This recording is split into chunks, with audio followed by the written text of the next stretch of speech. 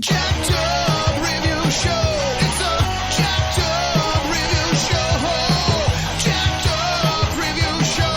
It's a Jacked Up Review Show.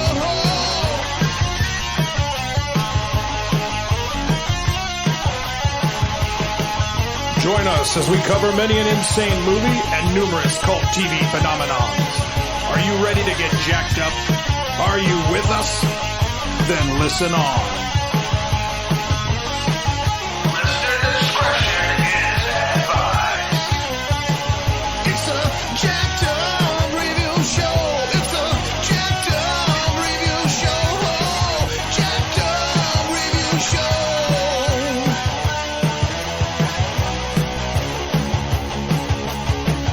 It's a Jacked Up Review Show. It's a Jacked Up Review Show. Jacked Up Review Show.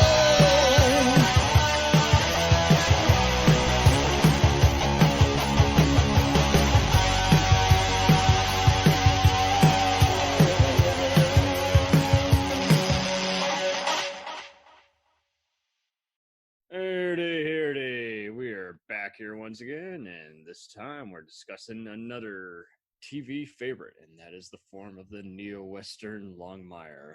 It's Not funny really good. because people get excited whenever they hear Longmire. You know, it's one of those. They it's a really show do. that I think resonates with so many people, which is really surprising considering it kind of blipped up out of nowhere on I think it was Absolutely. A&E. Yeah, it was on A&E, and the irony was, it was already a popular book series. I wasn't familiar with the author, but he was very similar to Tony Hillman, where he just was giving a rare portrayal of Native American communities and the crimes that happen on there. And like you, I was just bedazzled, not just by how good the show was, but I was just like, wait, you guys have heard of this? I thought you didn't watch TV. Next thing I know, Yeah. my aunt has been watching. Then she doesn't really watch too much of it, but for her, it was like renting a British thing from Netflix. And I think Right. Netflix it came in when at the right time. And A&E was just such an idiot. Like, this was when they were deciding we're going to just play endless, reruns of Criminal Minds and movies you've seen 100 times and Yeah. anything else History Channel doesn't want to buy, because it was a Yeah. very highly rated show. And they canceled it absolutely. because it wasn't reality. And I'm like, so this is when I was picking up on that. I'd already seen scandals like people making up DVR ratings to justify whatever, hoopla, office politics. And I'm like, Yeah. okay, so ratings don't actually matter if the powers that be still find a show to be too expensive, or they personally just don't care for it. Yeah, there's always some kind of, I don't want to say hidden agenda in regards to getting a show bumped off the air, but there's always totally. something behind the scenes that a lot of people aren't. How someone privy gets to. hired, how they even got the job, and almost Yeah. all the time you're like, that's ridiculous, but it's true. Yeah, I mean, it's weird how nepotism still exists in a very weird, just sometimes nonsensical manner. It's a shame. But yeah, like growing up, my dad was always big on the Westerns. You name a Clint Eastwood film, I'd probably seen it as a kid half a dozen times easily. That's a good point. This could have easily gone to someone else like USA or TNT, and they didn't jump on absolutely. that bandwagon. But to your point, I was in the same boathouse where I'm seeing a lot of people get into this, and they had already told me I'm not much of a Western guy. I've seen a few like Tombstone, Young Guns; those are badass. But and obviously, like you, they would watch a John Wayne or Clint Eastwood Western because you got to get your ass kicking in one way or the other if you're not going to watch Rawhide. Yeah. But it was kind of, and it's even funnier how Breaking Bad is basically considered a neo-Western, but it's in the form of it. Well, and that's the thing. If you look at the themes, like the overall themes in that show, yeah, you definitely could consider that a neo-Western, definitely. But yeah, with Longmire, the thing that I thought was interesting, I misremembered a book series that my dad, I think still to this day, if he finds a copy of a book from the series, he'll read it. Longarm. For some reason, when I was at a bookstore, I'd seen the title. I'm like, I think that's a book series my dad reads, and I don't recognize it. So I picked it up and I'm looking at it, and that's when I think they had re-released one of one of the books when the show got announced for A&E. So they had that little Mhm. medallion up in the corner, show as or inspired the show that is on A&E or whatever. So I picked it up from my dad, thinking it was one of these books that he had been a long time reader for, and he's like, "Oh, I haven't heard of this book series. This is going to be good." I'm like, Wait. "Okay, yay, happy accident." You And force a smile, and you're like, "Best gift ever." Oh, yeah, exactly. It's not the right one, And but whatever. Play along. yeah, exactly. And I had gotten the chance to sit down and watch a couple episodes because I think they had done like a mini marathon or something on A&E after a Think couple of so. the episodes, and I really enjoyed it. So that's where my love for the show came, through kind of like a happy accident that turned into a, hey, this is a really good, solid show. That's a very good point, because I mean, when it aired, it was kind of, I don't know who was doing the ratings on it, but yeah, it was getting some surprising traction, and it was just kind of unheard of, because it used to be you got to get everyone's attention, otherwise you're dead in the water, and like just everyone just jumped on it, and Yeah. Well, a lot of times you can tell how good a show is going to be from like the first minute. Like with Walking Dead, they started it with Rick Grimes coming across that little waking girl. up in a hospital, saying, And then it transitions to the hospital scene, and you have that initial holy crow, what's going on here, to okay, now we're going to see what leads up to that, and it's that big surprise and then slow build up. With this, it had that kind of just ease into the world of Longmire, and I think that was a nice change for a lot of TV viewers, because we get kind of burnt out on the big fancy explosions right at the beginning, and then you have that nice lull. right, everything is just monotone. It's like it just can't, it's kind of like when you do a very awesome season, it's like whether it's good or bad, you just, the writers got too brilliant for their own good, so they're not going to be able to outdo it. It's just going to they kind of like write themselves into a corner type thing.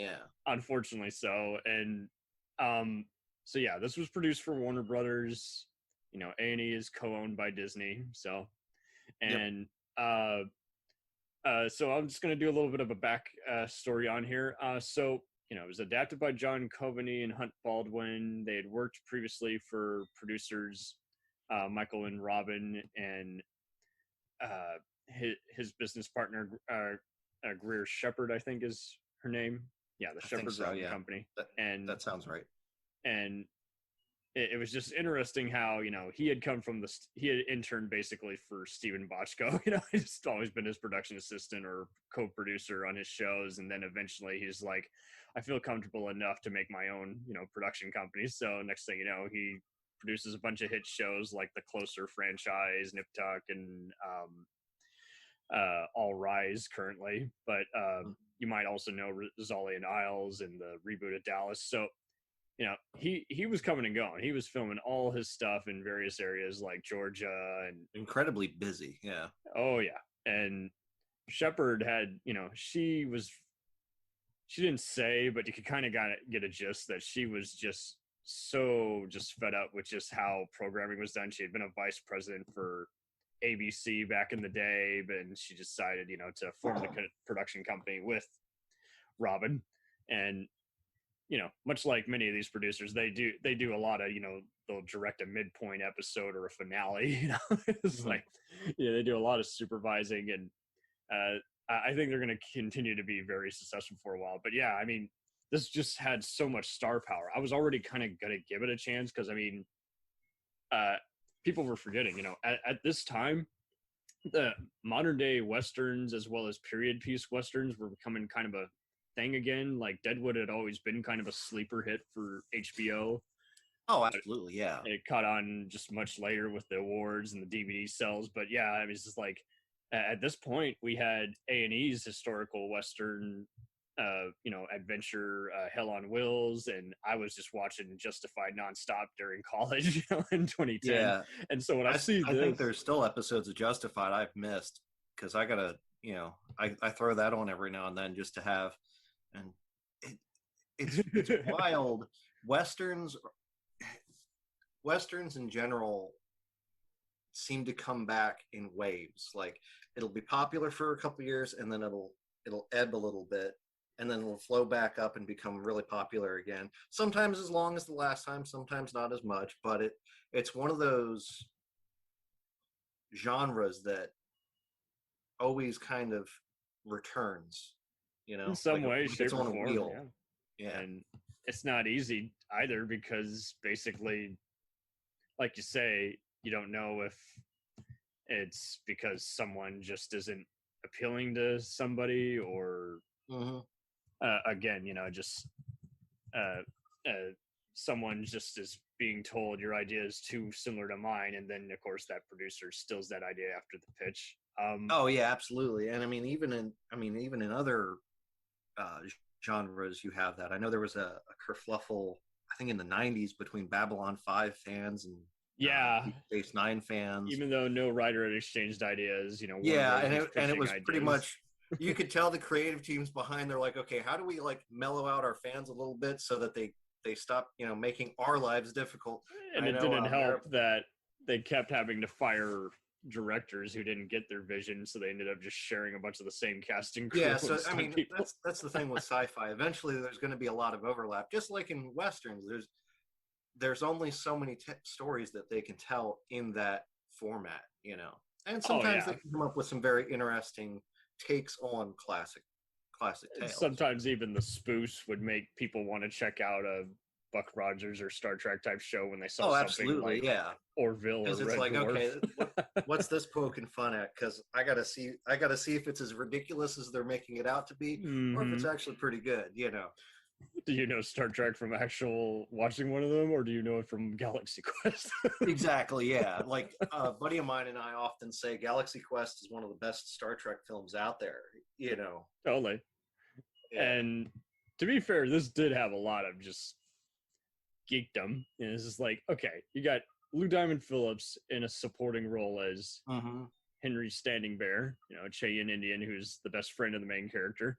You got Katie Sackhoff, who, again, had just, I think, come off of the long running series of Battlestar Galactica, and I think she had one or two like quick snippets as like stints as characters in other shows as well. Yeah, she was briefly on CSI 24 and the Bionic Woman rehab. I was going to say Bionic Woman reboot, I think, which I don't even think that got half a season for it, unfortunately not. But yeah, she was embracing just all kinds of geekdom, just appearing as herself on The Big Bang Theory and all that stuff, and movie cameos. So it's like, okay. So, but yeah, I mean, this just launches her as the Philly cop who's now working here in Wyoming, which is foreign to her, and clearly got a few set of vices. And I mean, who's this Robert Taylor guy? Not to be confused with the 60s actress. No, he's this Australian guy who was one of the agents in the first Matrix. And you're like, who's Robert Taylor? And and that blew my mind. Like when I first sat down to watch it, I was blown away by the character that he's playing, and I'm like, this guy looks familiar. I know I've seen him. And then you look up the stills from the Matrix, and the way they designed those darn agents, unless it was Hugo Weaving, you can't tell any of them apart because they made them very, but yeah, it's his hair is all gelled back, and it's just like, you're so distracted. I mean, because they have personas, but I mean, the third agent in that one was another guy who was on Farscape, but it's like they were just selected because they just had a general look and they were Australian. People forget Matrix and Lord of the Rings. It was filmed there, so it's like, but like you say, I was like, he does look like someone I've seen, and then you're looking at him like, I really haven't seen him in much of anything. But he looks, I get it. He's got the look. Oh, absolutely. And I love the fact that he has found work post Longmire as well.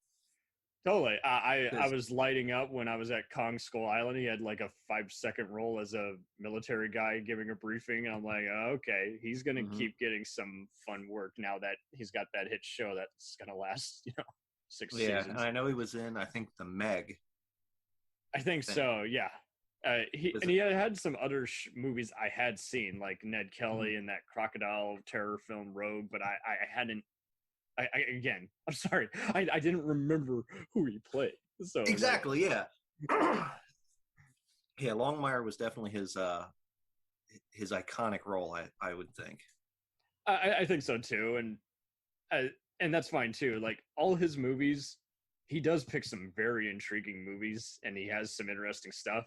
But it's just even more interesting because it's like much like any hit TV star, it does go back kind of to the 70s, which is when also westerns were big. Where this is like you can do your hit show, and then now you can basically do whatever you want the rest of your career.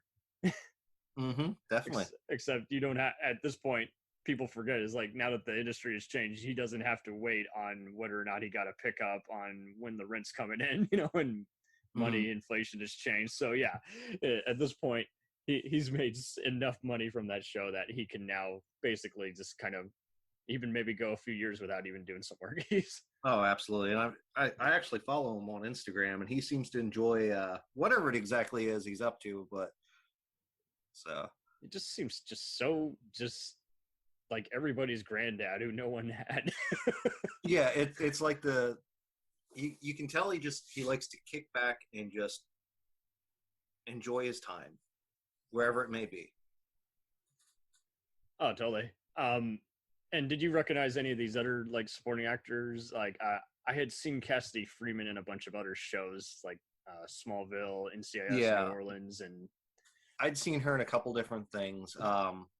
You look at her resume and you're like, every other CSI show, every other Canadian show. Yeah, pretty much. If it I'd laugh, like things filmed in Canada, you start recognizing, oh, well, like my wife and I, when we're watching TV shows, I'll recognize somebody, and inevitably it always comes back to Stargate. Absolutely, as the Stargate X-Files effect. we were getting caught up on I think it was Black Lightning on CW because it was getting ready to go off the air. And I'm looking at the lady that plays the mother and wife in that, and I'm like, oh, that lady was on this episode of SG1, if I recall correctly. She played this character. And the glare I got from my wife, she's like, you can't say anything about when I remark about so and so was on Buffy. I'm like, okay, that's fair. So, she's like, I'm done with your geekdom. Yeah, pretty much. And it's funny, like when we're watching stuff and neither of us can place exactly where we've seen a celebrity, almost 9 out of 10 times it's because that person played some bit character on Doctor Who. Oh, so totally. It's interesting when you have somebody that you can have those kind of conversations with and pinpoint, the pool of actors. And yeah, kind of have a coming to Jesus moment. You're like, I'm determining how I'm programmed after a while. Exactly. Yeah. And it's funny, like I can't think of the actor's name. He was the chief of police for the reservation. Oh yeah. Zach McClellan, Matthias. Yeah. I've been seeing him pop up on stuff.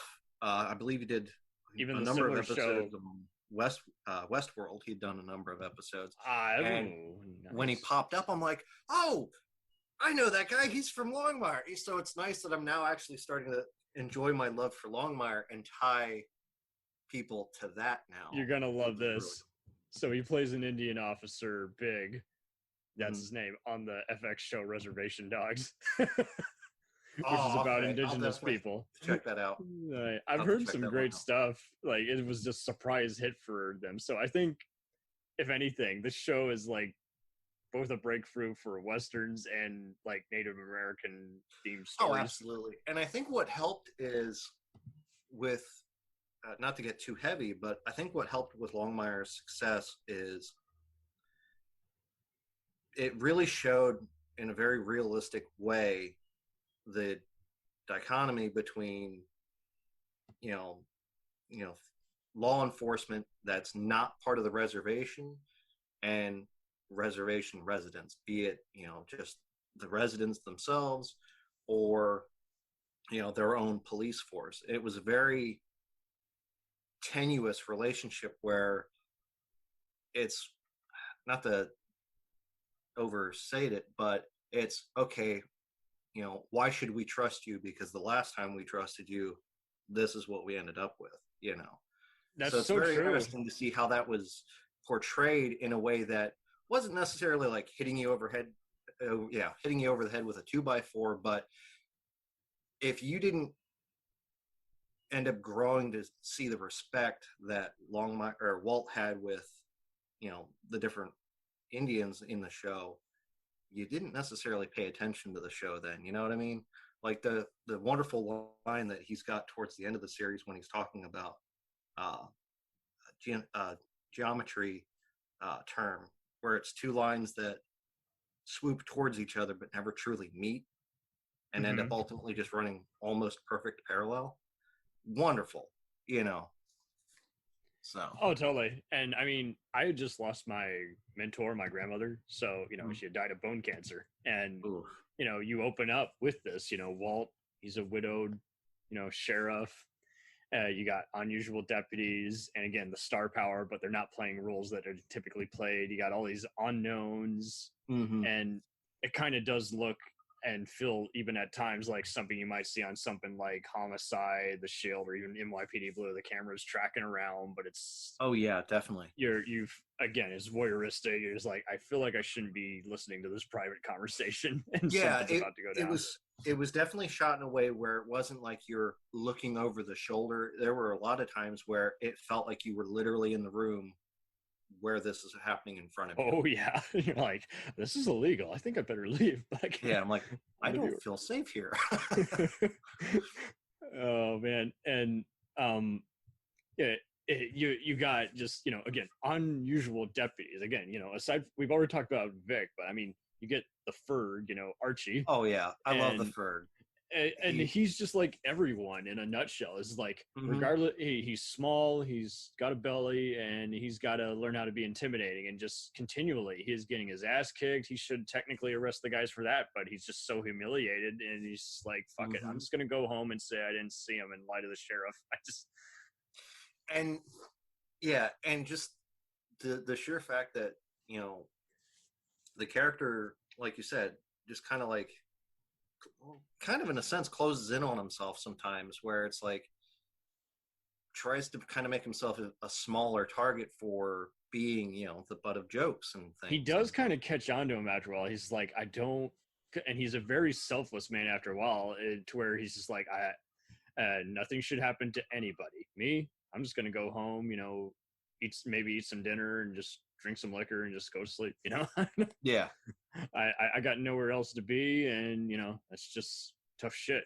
And I mean, to have his lawyer daughter just going around, and then he reveals later is like, my wife, I told everyone my wife died of cancer, but that was just to cover up the fact that me and Henry were going after her murderer. And it's just like, yeah, I was just like, wait, yeah, what? When that was revealed in the show, my jaw dropped. I'm like, oh my god, they went there. Yeah, because it was also it needed that, because no one is ever 100%. We've done stupid shit we're not proud of, and it doesn't even have to be a crime. In this case, it was just he had basically been a vigilante, and you get a hint of that at first when he's kind of getting. They had what's his name? Charles Dudden, being an investigator from another state who just wants to put him in prison. And he's like, someone's got to talk. I think he was from Colorado. Yeah, that's what it was. And it's like he's already abusing every power of his jurisdiction, and you get a sense that he just wants to make his career go to the next level. And he's just like, hey, whether you did it or not, whether you're an OJ, I don't care. I'm gonna put you away. And yeah, well, and that's the thing. Like, not one character was completely good or completely bad, and I like that they really kind of embraced. Except for Barlow. Yeah, when you kill your son. Yeah, that pretty much is it. That's like the unredeemed.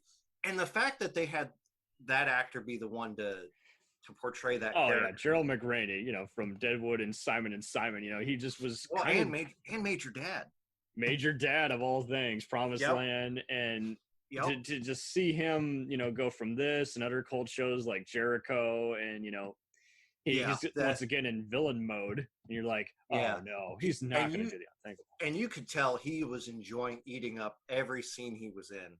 Absolutely. It's a weird kind of it's like he didn't exactly chew the scenery, but it just had those long pauses, and just is like, how more intimidating can I be as I'm about to monologue to you before I fucking blow your head off? And you're like, whoa, whoa, whoa, whoa. And you're like, we already have our issues with Branch. You know, he's ruthless. He's banging the sheriff's daughter behind his back. He's he does not respect his authority because he just and he's I mean, when he's running against you, you know, when your deputy just thinks he can do a better job than you, and he's just kind of a gutless coward, like he doesn't have the ability to say that to your face because he's kind of a sneak. And then to see how he comes from this, you know, crappy real estate father, and you're like, I feel sorry for him. It's like, and he basically was trying to get away from his dad, who was kind of pressuring him, using him as a tool. And then now that he doesn't have his badge anymore, he's been fired, he doesn't have anywhere to go to. He's just reckless and getting addicted to drugs. It's just like, Jesus. I mean, and I felt bad how his story ended, because, you know, up until that point he thought, you know, he was his father's son. You know, my dad will do anything and everything for me. Newsflash. There's a limit. He was using you. Or to quote that one comedian, the bad magician, somebody's fooling you. Yeah. Oh, man. Yeah. Going back on your earlier points, it is kind of interesting just how, you know, kind of like Gibbs on NCIS, Walt Longmire doesn't have much. He still has like an old flip phone, and they take longer to diagnose any kind of crime scenes because they just don't have a giant CSI type staff, you know? Yeah. Well, and I love how quirky, like with Gibbs, you know, you've got different quirkiness of the characters that are so synonymous. Like Totally. In that first episode, he's walking around picking up garbage, you know, and just tossing it loose in his Bronco. And I'm like, to me, that would drive me nuts, because, you know, it's just loose in the car. But it's he was of the mentality, if there's going to be someplace dirty, I'd rather it be contained in something that's not out in the public, you know.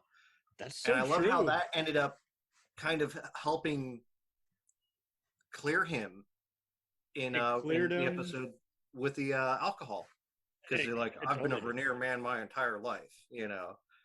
And it was one of those things that at the time you're like, okay, that's innocuous, that's just a character quirk. But then like a couple episodes later, it pops up and you're like, oh, holy crap. Okay, yeah, that makes sense why they took the time.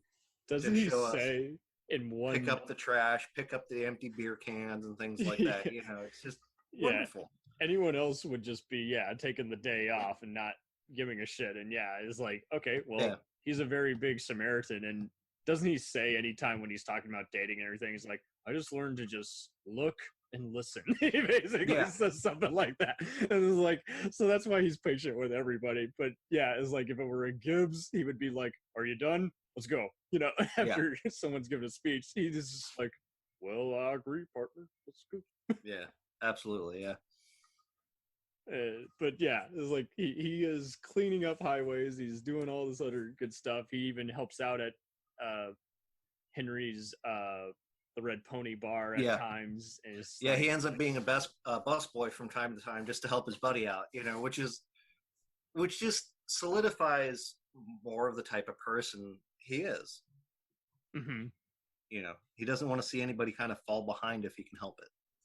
Oh, totally. And it's just so hysterical, without giving away too much, how when Henry has to go on his own just dangerous pursuits that could legally bind him, it is just so hysterical how you get to the end of the series and you're like, he's still the only guy who's gone away with lying to Walt. Usually Walt can look at your bone structure or your eyes, and, you know, kind of like on any of those other shows, and he has a sense that you're just not forthcoming with him, and is like, Henry knows how to just play it cool and just say, no, I was never there. What are you talking about? A witness claim. Well, like, and it also, I was there. And that kind of raises the question, like, did he actually pull the wool over Walt's eyes, or does Walt respect Henry enough that, Henry will tell him when Henry's ready, you know. So it's kind of like that dual layer. Like, is it because he actually got away with it, or is it because Walt's just that patient of a person, especially with him, you know? I think Walt was just dumbfounded. This was like the only time where he's like, well, because don't you remember, like, I think later on he doesn't say he doubts himself, but he's just like, I've never been more unsure. And so I think, yeah, no, you're right. Yeah, he did. but it does give you that extra gray thing to where it's like it could be anything at this point in time, you know, and it could be for all we know, they might even, had they gone on, they might have even pulled a 180 and just said, you know, Henry was helping someone else at this point, and he just could not. It was like it could not tell the truth without giving away that person's cover. And you know, we're not even talking narcs or anything. We're just talking just flat out just getting people to a safer area in time. Yeah. And there's so many times where people will just be vigilantes because they'll be retaliating some of the rednecks and doing, you know, for raping them or killing them, their friends. Yeah. I mean, there's so many different themes of things that the show's covered that you could get lost in just the maze of topics. Totally. Like the arc that they did with Vic and the guy that had set up a compound. Oh yeah. Peter Stormare from Fargo and every other Bruckheimer thing, you know, as that basically anti-government. He might as well be a white supremacist because I mean he is just. Well, I mean that's kind of how he ended up playing the character. I feel, but totally. And it's funny, like that ironically ended up answering a question that a couple buddies of mine had, like, what constitutes a compound? Is it, you know, just a plot of land, or it's like, no, apparently it's some kind of physical barrier that separates your land from the land outside of it. And it's like, of all things to answer that question, it was Longmire. Oh yeah. And then when he's having to deal with all his other patsies, and it's just like, again, anyone else would have lost their cool and probably just crossed that line in front of a jury, or like he stepped out of bounds, and he just doesn't play into it. He just stares, just dumbfounded, just saying, "You can't be serious." You know, it's like you kidnapped someone. I had every right to break into there, but you got onto my land. This is not cool. Yeah. Yeah. Oh man. And just, I mean, you just feel his essence even when he's not in an episode. And it was always cool how he would come back, because it's like you would get caught up in another thing and he would just come back at the right point. And it's like, and now this is happening. And yeah, the show was really good at layering multiple plots onto each other so that by the time you forget, you know, air quotes, forget about a plot, it'll creep right up, like the cowboy bank robber. Yeah, yes. Like they had been touching. And it was funny, I didn't catch that, like the full brevity of that until like my second or third rewatch, because at that point I think I was able to catch them, boom, boom, boom, boom, boom, boom, boom. And it was like, you hear it on like the radio, you'll hear about it in the background and stuff. You might catch the odd remark here or there, but then it's like, oh wow, okay, yeah, that was a thread that they had dangled. Oh yeah, wow, I had to go to the Wicca for that one. I was just like, you know, other than the IMDb saying when the character has appeared in the past, is like, I think I might be totally wrong. I think he was like credited as a different character, and I was like, so wait, is he the same character, or is he playing a different henchman, you know, or goon? Yeah. And but like you say, yeah, it is like a radio is just so invaluable in a writer's room to just showcase what else is going on, and you can just often suspend belief that, okay, so maybe it might not have happened 24 hours from now, but someone would have heard it eventually on a radio. If the person didn't hear it on the radio, someone else would have heard it and talked about it to someone else. And, you know, it's just more powerful to just show, is like, okay, so this is publicly aware and it's disrupting some portion of the state and a part of the community.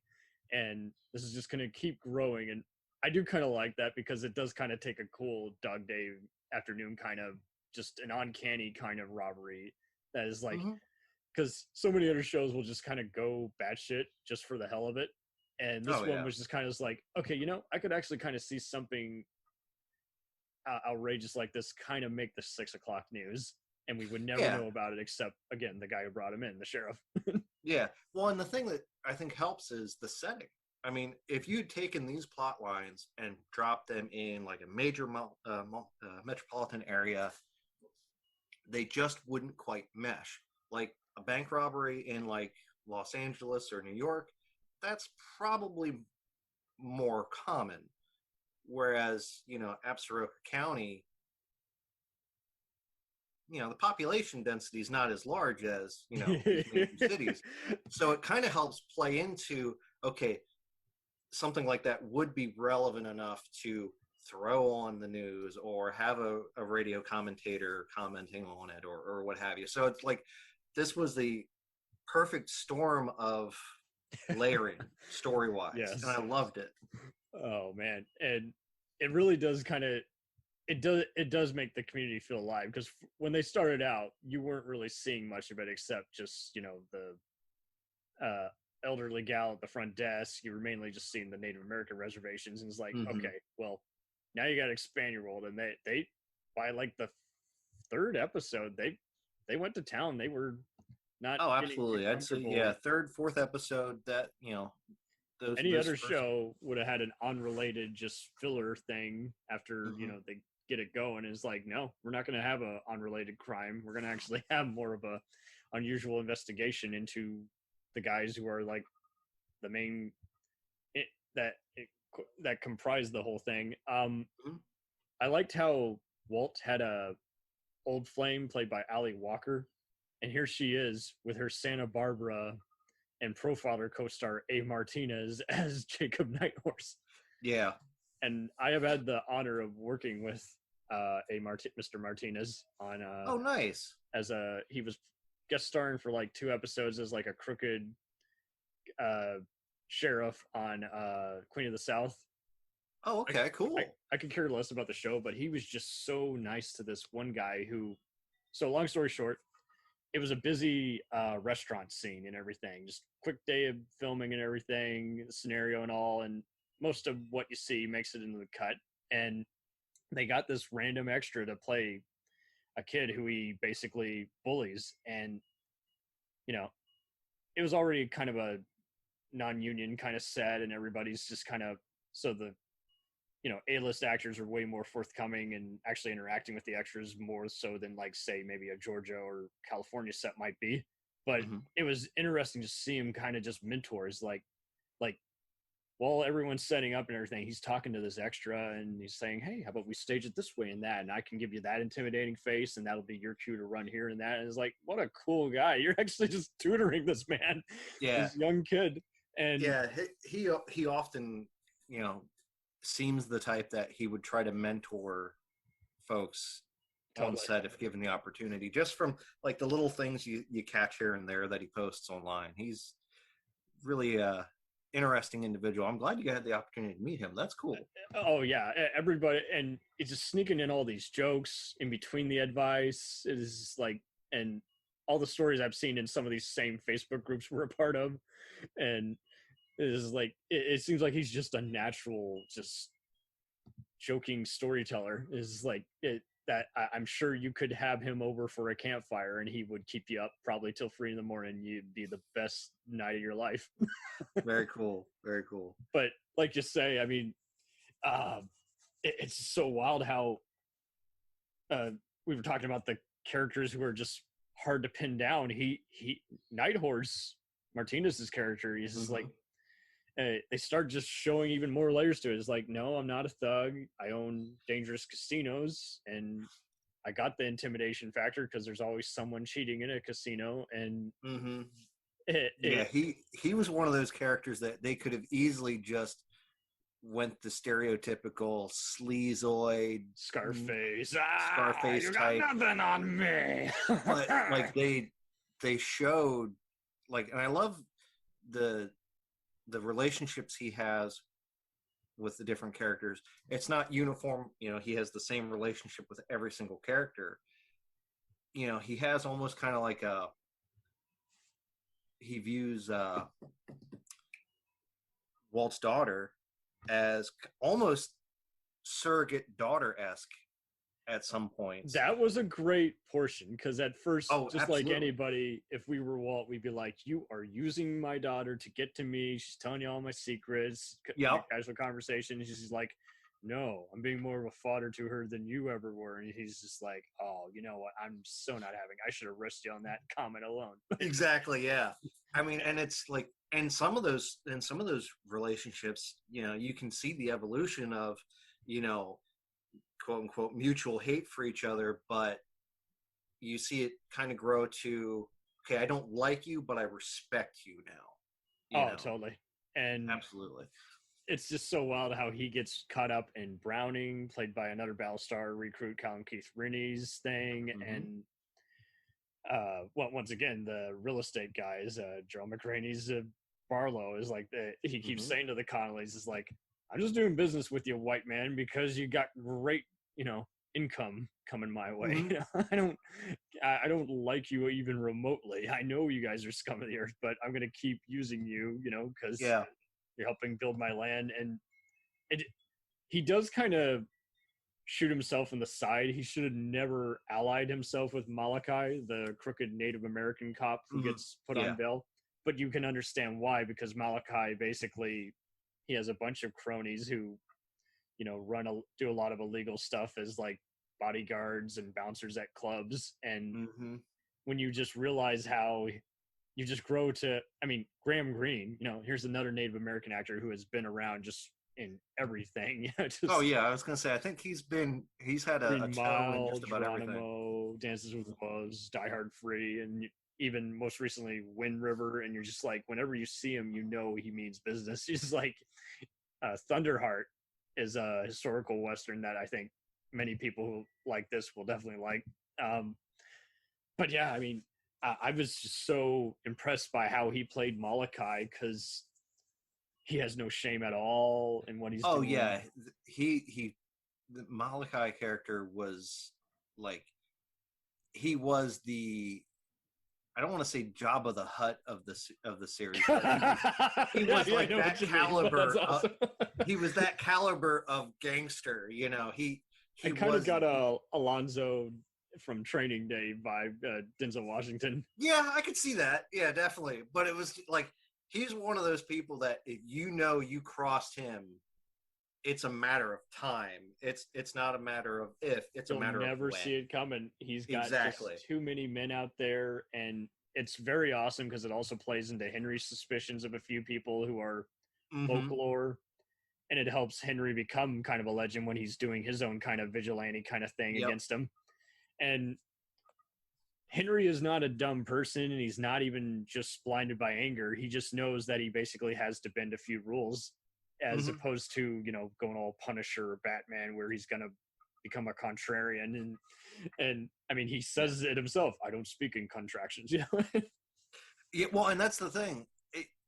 There are those little quirks of these characters that you don't realize how important they are until not at all you have the full picture. Who would have guessed? It's wild.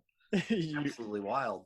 When you see Henry, you were thinking maybe kind of he's just going to be a more casual kind of bar pal who, you know, soaks up literally Walt's problems while he's cleaning and scrubbing down the, you know, dining room. And is like, no, he's actually listening to what's happening. He's multitasking. He's actually thinking of what he's going to do earlier in the day while he has his other bartender pals, you know, start off. That is kind of an interesting thing. It's like, when he'll open the place and then he'll close it, and anything that happens in between is often when there's some trouble and he needs some time to just tell everyone, hey, you know, all rounds are on me, because I still want you guys to come back. I also want you to know that I'm not going to tolerate any behavior. And they quickly, like you say, they're always good at being unpredictable, because when it started, I figured it was going to be kind of just a season requirement for someone to come to his bar and just fret in him. You know, that's the season opener. But they quickly did away with that, because then, you know, he loses it to Malachi. Yep, he lost it for a while. We already hate Malachi because he's been responsible for framing Henry, Oh, along yeah. with the other guys. Henry has been roughed up really bad in prison. Almost, like if he were sent back and they didn't have all that extra evidence, he would have been shanked or probably. Oh died yeah, internally. he would have been lucky had he lasted 24 hours. Oh yeah, because it's like they're all gunning for him. It's like they're gonna do something, and they didn't even need to bribe a prison guard or anything to get in. This is like they just it's a narrow prison. There's not much else to go except a corner. So Yeah, um, absolutely. but even then, it's like when it even gets down to when Walt like encounters a crime. They make such good use of the scenery to just kind of tell the story. He never just pounces on out and just puts on his hat casually and says, "Well, howdy, partner." He's always just kind of just looking around, and just saying, No, "I absolutely. reckon I know you." Yeah, And it's kind of just a good way to make it its own identity, as opposed to I'm the billionth, see it too cool for school CSI Law and Order guy. yeah, yeah. You can tell there was a lot of care in the approach that they took to even the crime scenes. Yeah, it's And the other sheriff, Wilkins, who's in the Cumberland County, he just hates his guts. He's like, Yeah. Walt, he's older than Walt, I think. I believe If I'm so. not Yeah, mistaken. And he looks it at least. It's just so funny how he's always calling Walt old, and you're like, oh, okay. it's And like, dude, are you sure Walt's the old one? Come on now. it's like Walt wants to make sure he's got the right guy before he puts him in the cell, because there's not much room. There's like 2 cells. I was going to say there's 2 cells, and I distinctly got the impression the one cell probably never actually locked. I kind of got. That's a good point. I never thought of that, actually. But Because it always seemed like they were using the one cell no matter what. oh, totally. And I mean, it kind of does go back to that whole kind of. This is where I feel like Michael and Robbins' production company, he was using a lot of the same directors and writers, and I think he definitely benefited because, the closer was kind of his first run in here is like, we're going to have a prime suspect gal who, however this ends, someone is going to talk and we're going to get this crime resolved some way or halfway at the end of the episode, and while keeping your attention. And, you had Rosalie and Isles, which kind of had a similar kind of like how you see kind of the diagnostic here, where it's like you got everyone kind of having to actually determine their day based on where the evidence is. And here with this, like you say, is like pretty much Walt doesn't have any bargaining chip except just kind of calling everyone's bluff.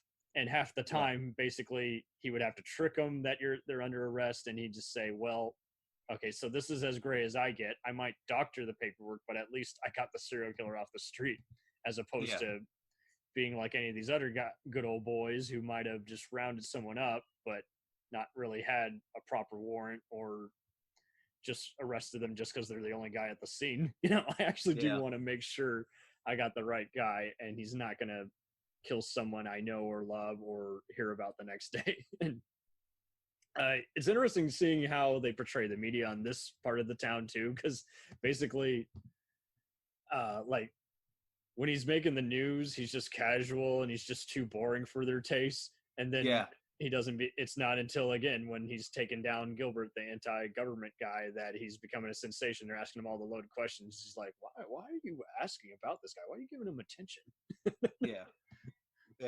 I really enjoyed that too. Oh, and especially how the guy gets out is like, I wasn't even remotely thinking about that. All these guys, I mean, I knew it as soon as I saw it, but I didn't.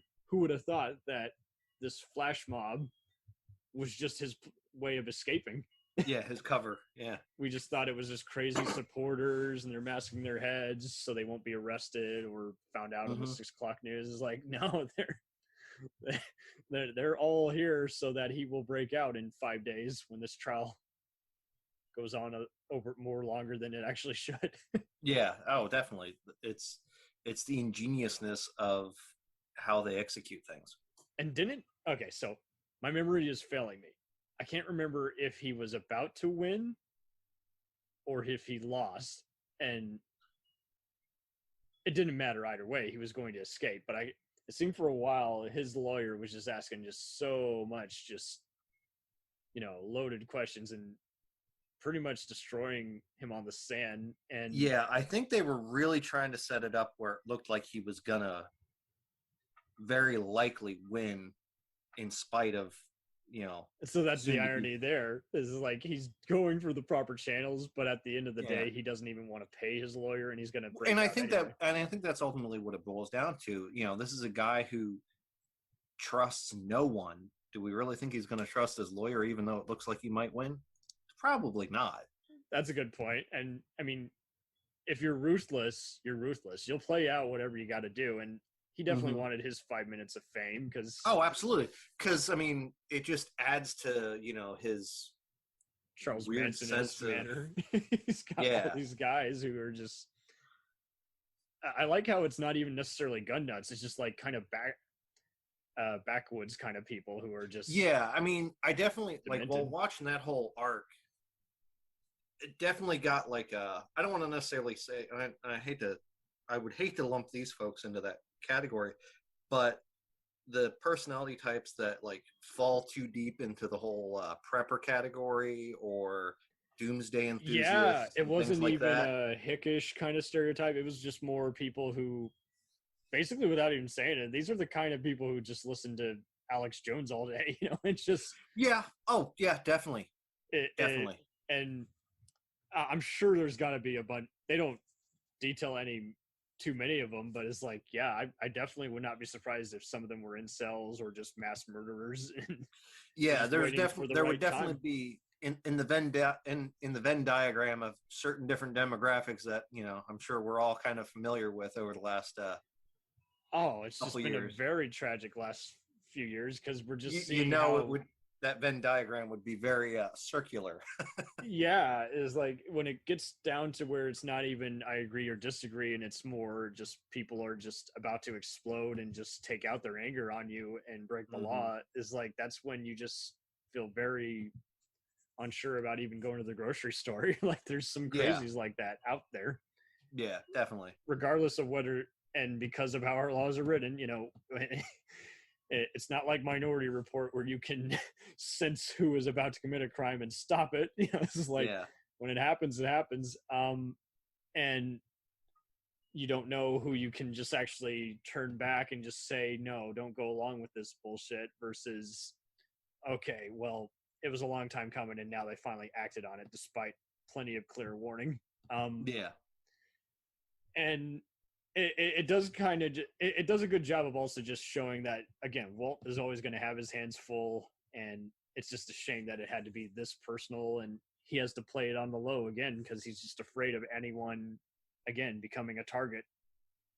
Yeah, he is very good at doing his best to make sure he becomes a target rather than anyone that he has any kind of affiliation to.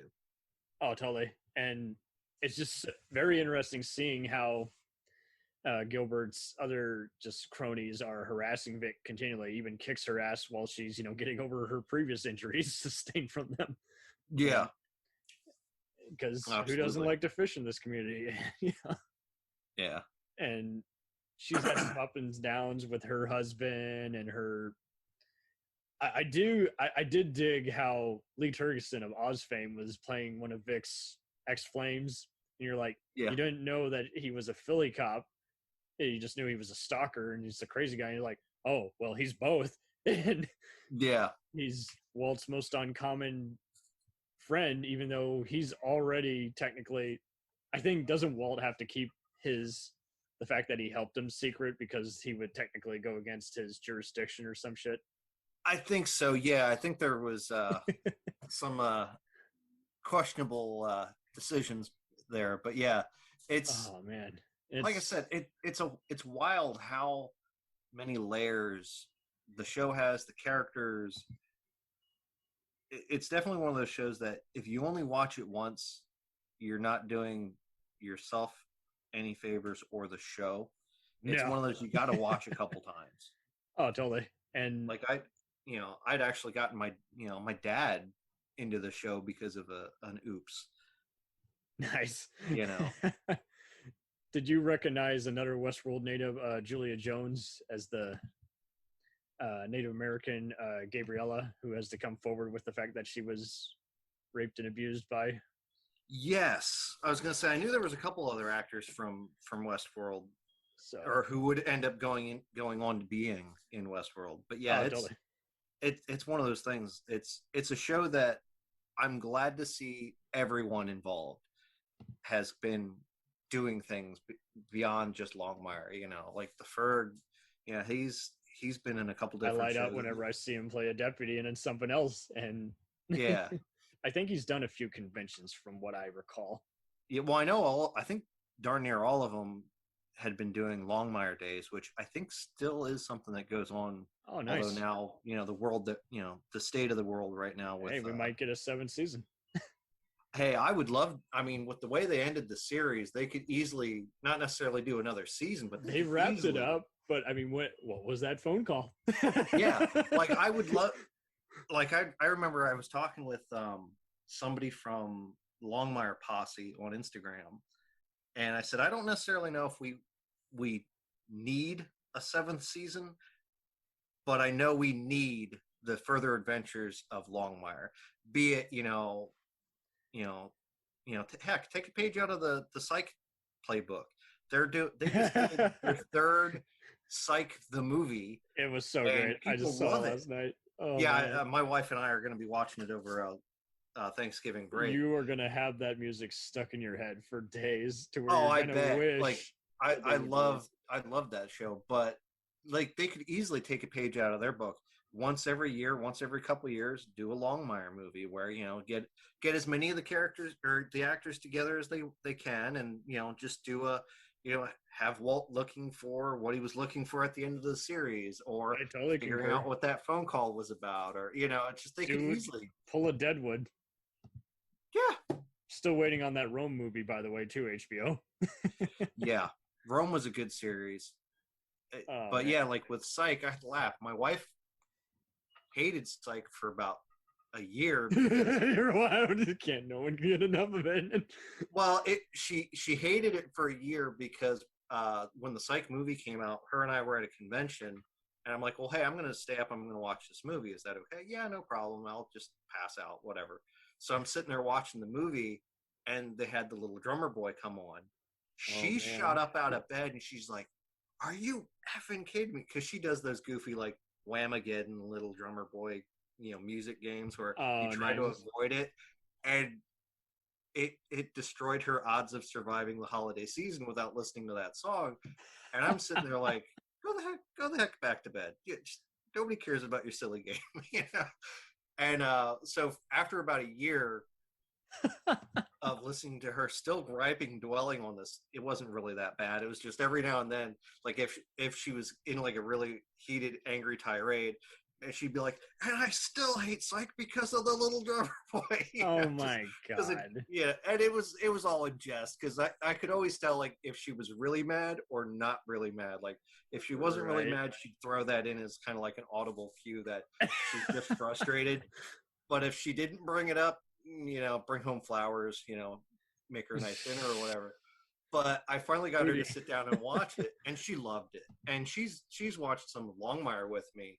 And she goes, okay, well, I don't know if I'm going to get around to actually watching the end of the series. How does it end? And I told her, and she's like, and at this point, we had already started watching Psych. So not too long ago, she'd actually said, why don't they look at doing maybe movies like Psych has? Because if the fandom, you know, the fandom's clearly large enough that there's constant interest, why not, you know, not necessarily do it every year or every other year, but throw out that occasional movie. I mean, heck, Netflix has got the capability to do it, you know. I'm sure they will. They're bound to eventually just do a reunion movie. I mean, we saw even with once COVID hit and every other cast and crew of a show was like doing Zoom reunions. Oh, yeah. I'm sure there's got to be someone out there who's just trying to coordinate waters. And I'm sure someone's also just trying to even see what script idea could even work. Because the last thing you also want to do is do a reunion and then be like, and then we had probably the most lamest script that didn't stand well on even its own 2 feet, you know. And Yeah, and it would have to be done in a way that makes sense. Like with Parks and Rec, when they did it, it made sense. They even, you know, having Nick Offerman's wife, you know, real world wife, pop in. oh, You know, totally. that made sense because, you know, in the show they had set up that for whatever reason, you know, his one ex-wife was obsessed with him. So, you know, it worked really well. With Longmire, they'd have to be very careful on how they approach it, because we all know Walt's, you know, techno knowledge is kind of low, because at the end of the series he has that flip phone, but at the Right. beginning he was using the radio. He was still using a tape-based answering machine, you know. You're right. You know, and I love that. Like, I remember the episode where we see him actually using a laptop that was implied That's that was right. his. I paused it because I'm watching it on Netflix, and I'm like, okay, hold on, what's going on here? What's the catch? What's the rub? What are we not like? I remember after watching the show, seeing if there was a way that I could like zoom in to see what he was looking at, you know, to see if maybe I could Right. find like plot threads or something that they were alluding to. It's just like, wow, you know, it was interesting. It showed an evolution of somebody at least attempting to catch up. Yeah, he's not just even echoing the boomers. He's just echoing even just grandparents who, you know, aren't going to be on their deathbed, but who are just, you know, they just have always just figured, you know, time will fly by, but technology won't evolve. And here he is, just like, now that my daughter and I have reconciled our differences after this whole time, by like season 3, they really, at least they start to understand each other. And Yeah. he really does want to, I mean, he's so, half the time he finds that he's going to have to do his own side quests, kind of like a video game, where he'll have Ferg and Vic, he'll keep them busy doing other things, holding down the fort while he goes and pays a visit to someone who he thinks is going to intimidate people 5 episodes from now. And Yeah. I do like how they involved the Irish mob. I thought that was interesting. Definitely. Because it's like, usually when they do other mafia kind of war stuff, you know, they just can't help it. They'll do just kind of a lot of playing to the camera and other stuff. And they kind of went more for his like, and this has been the one who's had his, you know, who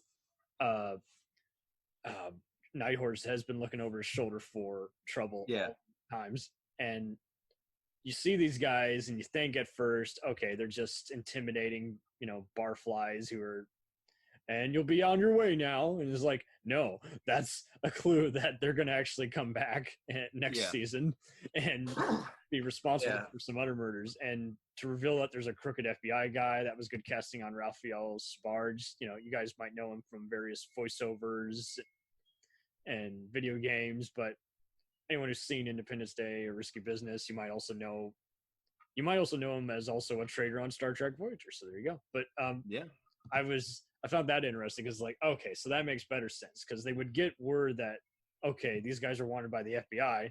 It's like, so why haven't they gone after them? They're totally why hasn't that been acted upon? Oh, well, this guy is on his payroll, and doesn't he get killed for his trouble by helping out Malachi and this Irish guy? I believe so. Yeah. Like, I don't thinking back, I don't recall any real plot threads or anything that had been established at any point pre like the last couple episodes that were left dangling.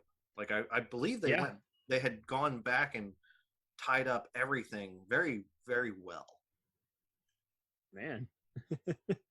Yeah, most everyone you can kind of tell they were just on a tight leash, and Michael and Robin had a lot of his same guys who were working on the closer, so I think he pretty much well instructed them, was like, don't open too many canisters that you can't actually cover up, you know. Just, yep, absolutely. Yeah, like the only thing after a while. Yeah, the only thing that I was, I guess, a little sad to not see was that final thing that we saw with Ferg when he went back to the hospital. Yeah, he's trying to get a girlfriend at the hospital, and Yeah, and Um, I actually got to meet that actress because she'd since then moved on to Star Trek Discovery, woo! and I actually got to chat with her about that. She goes, when they were filming that, I had just started filming with Discovery, and I couldn't leave filming for Discovery to film that. She goes, but Oh, I love that they showed us without necessarily showing us. yeah, And she doesn't she leans leave a forward and she card? goes, and you best believe what her answer would have been. And I'm like, thank you. Those are always great to just Yeah. get, regardless of what's on the script versus what got cut or couldn't be filmed. Is like, Yeah. is And like, it was just like, she was an absolute sweetheart and such a delight to chat with. So that was really cool. and I mean, if you're a TV actor, you're generally are gonna. I mean, you have so many hours in a day that you pretty much do have a spreadsheet in mentally and just other notes. And I've even had to explain to some family members before, because my sister and I took some theater. Mhm. She took it in high school, I took it in college, and There you go. Rob especially, I will credit to allowing me to make more prompt decisions in the heat of the moment without feeling peer pressure. And uh, uh, have you ever had to explain to people the character backstory that actors create when doing I research for haven't the had to, fortunately, but because you know, it seems like there's almost always an incident where some big giant uh, mainstream director like Ridley Scott will get in a bickering with like the screenwriter and actor, and you're like, Mhm. well, you guys are technically all saying the same thing. And he'll be like, Yeah. no, we're not saying the same thing. Well, what's he bloody talking about? I'm like, he's talking about the same thing. Yeah. Even we got that from what's on screen, but it does seem like half the time, if it's not two egos meshing with each other, it's just how people are saying or listening to each other. So yeah, they need to do the Walt Longmire thing, which is just look and listen. And Yep. it's just so funny how I will explain that to my mother at times, and she'll be like, wait, so they didn't know what they were going to do with this key character and all that? It's like, yeah, they, the person kind of knew, and the writer knew, or knew at least by the end of that season what to do with them. And Yeah. Yeah. A lot of times, these characters, unless you get that 1 in a billion shot of someone who creates these characters where they have the entire lifeline of the character plotted out, half the time they don't know where the character's going to end up by the end of the season, let alone 5 seasons from then. oh, totally.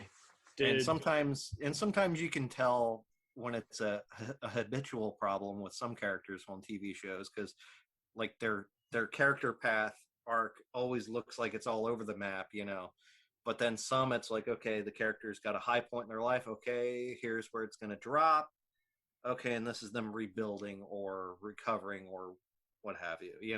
Oh, totally. And But yeah, I, it's wild when you're familiar with the process, even on a cursory sense, and you're able to be like, okay, this is where the character is going to have a mental breakdown or something.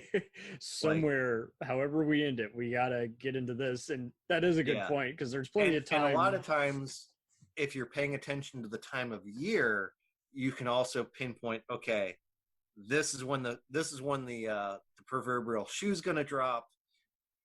And then, when they come back from their winter hiatus or back from spring sweeps or whatever, you can kind of tell. Like my wife and I were watching The Good Doctor. Okay, nice. And at the beginning of the episode, something had happened, and I'm like, yeah, no, this is the episode. Something's going to happen. And I kind of like audibly made that remark, and my wife was like, what? I'm like, something's going to happen. I said, I can't tell if it's going to be that character that's going to have the freak out, or if it's going to be that character. But something's going to happen.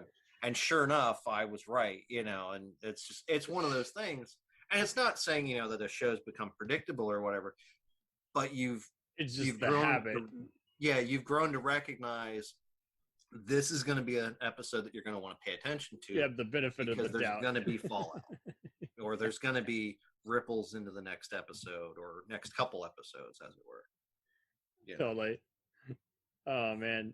And let me just say, yeah, I mean, when I watch any of those one Chicago shows, it does become a matter of, it's like, okay, so however this ends, this person's going to exit one of 5 ways. They're going to Yeah. they're going to be Absolutely. killed. Yeah. They're going to commit Mac has suicide. been telling me I need to watch the. I think it was Chicago PD.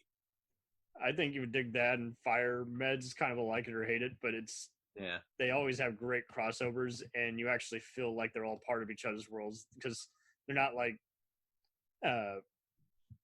where kind of like some of the other shows have done, where you can tell it was just a total bitch just getting everyone together on the same page trying to make it look like they're interacting with each other. Yeah. Well, yeah, with like the NCISs, there's NJS and some of the DC crossovers stuff. with some like the secondary characters, but very rarely the primaries. CSI was like that back when they had the trifecta on.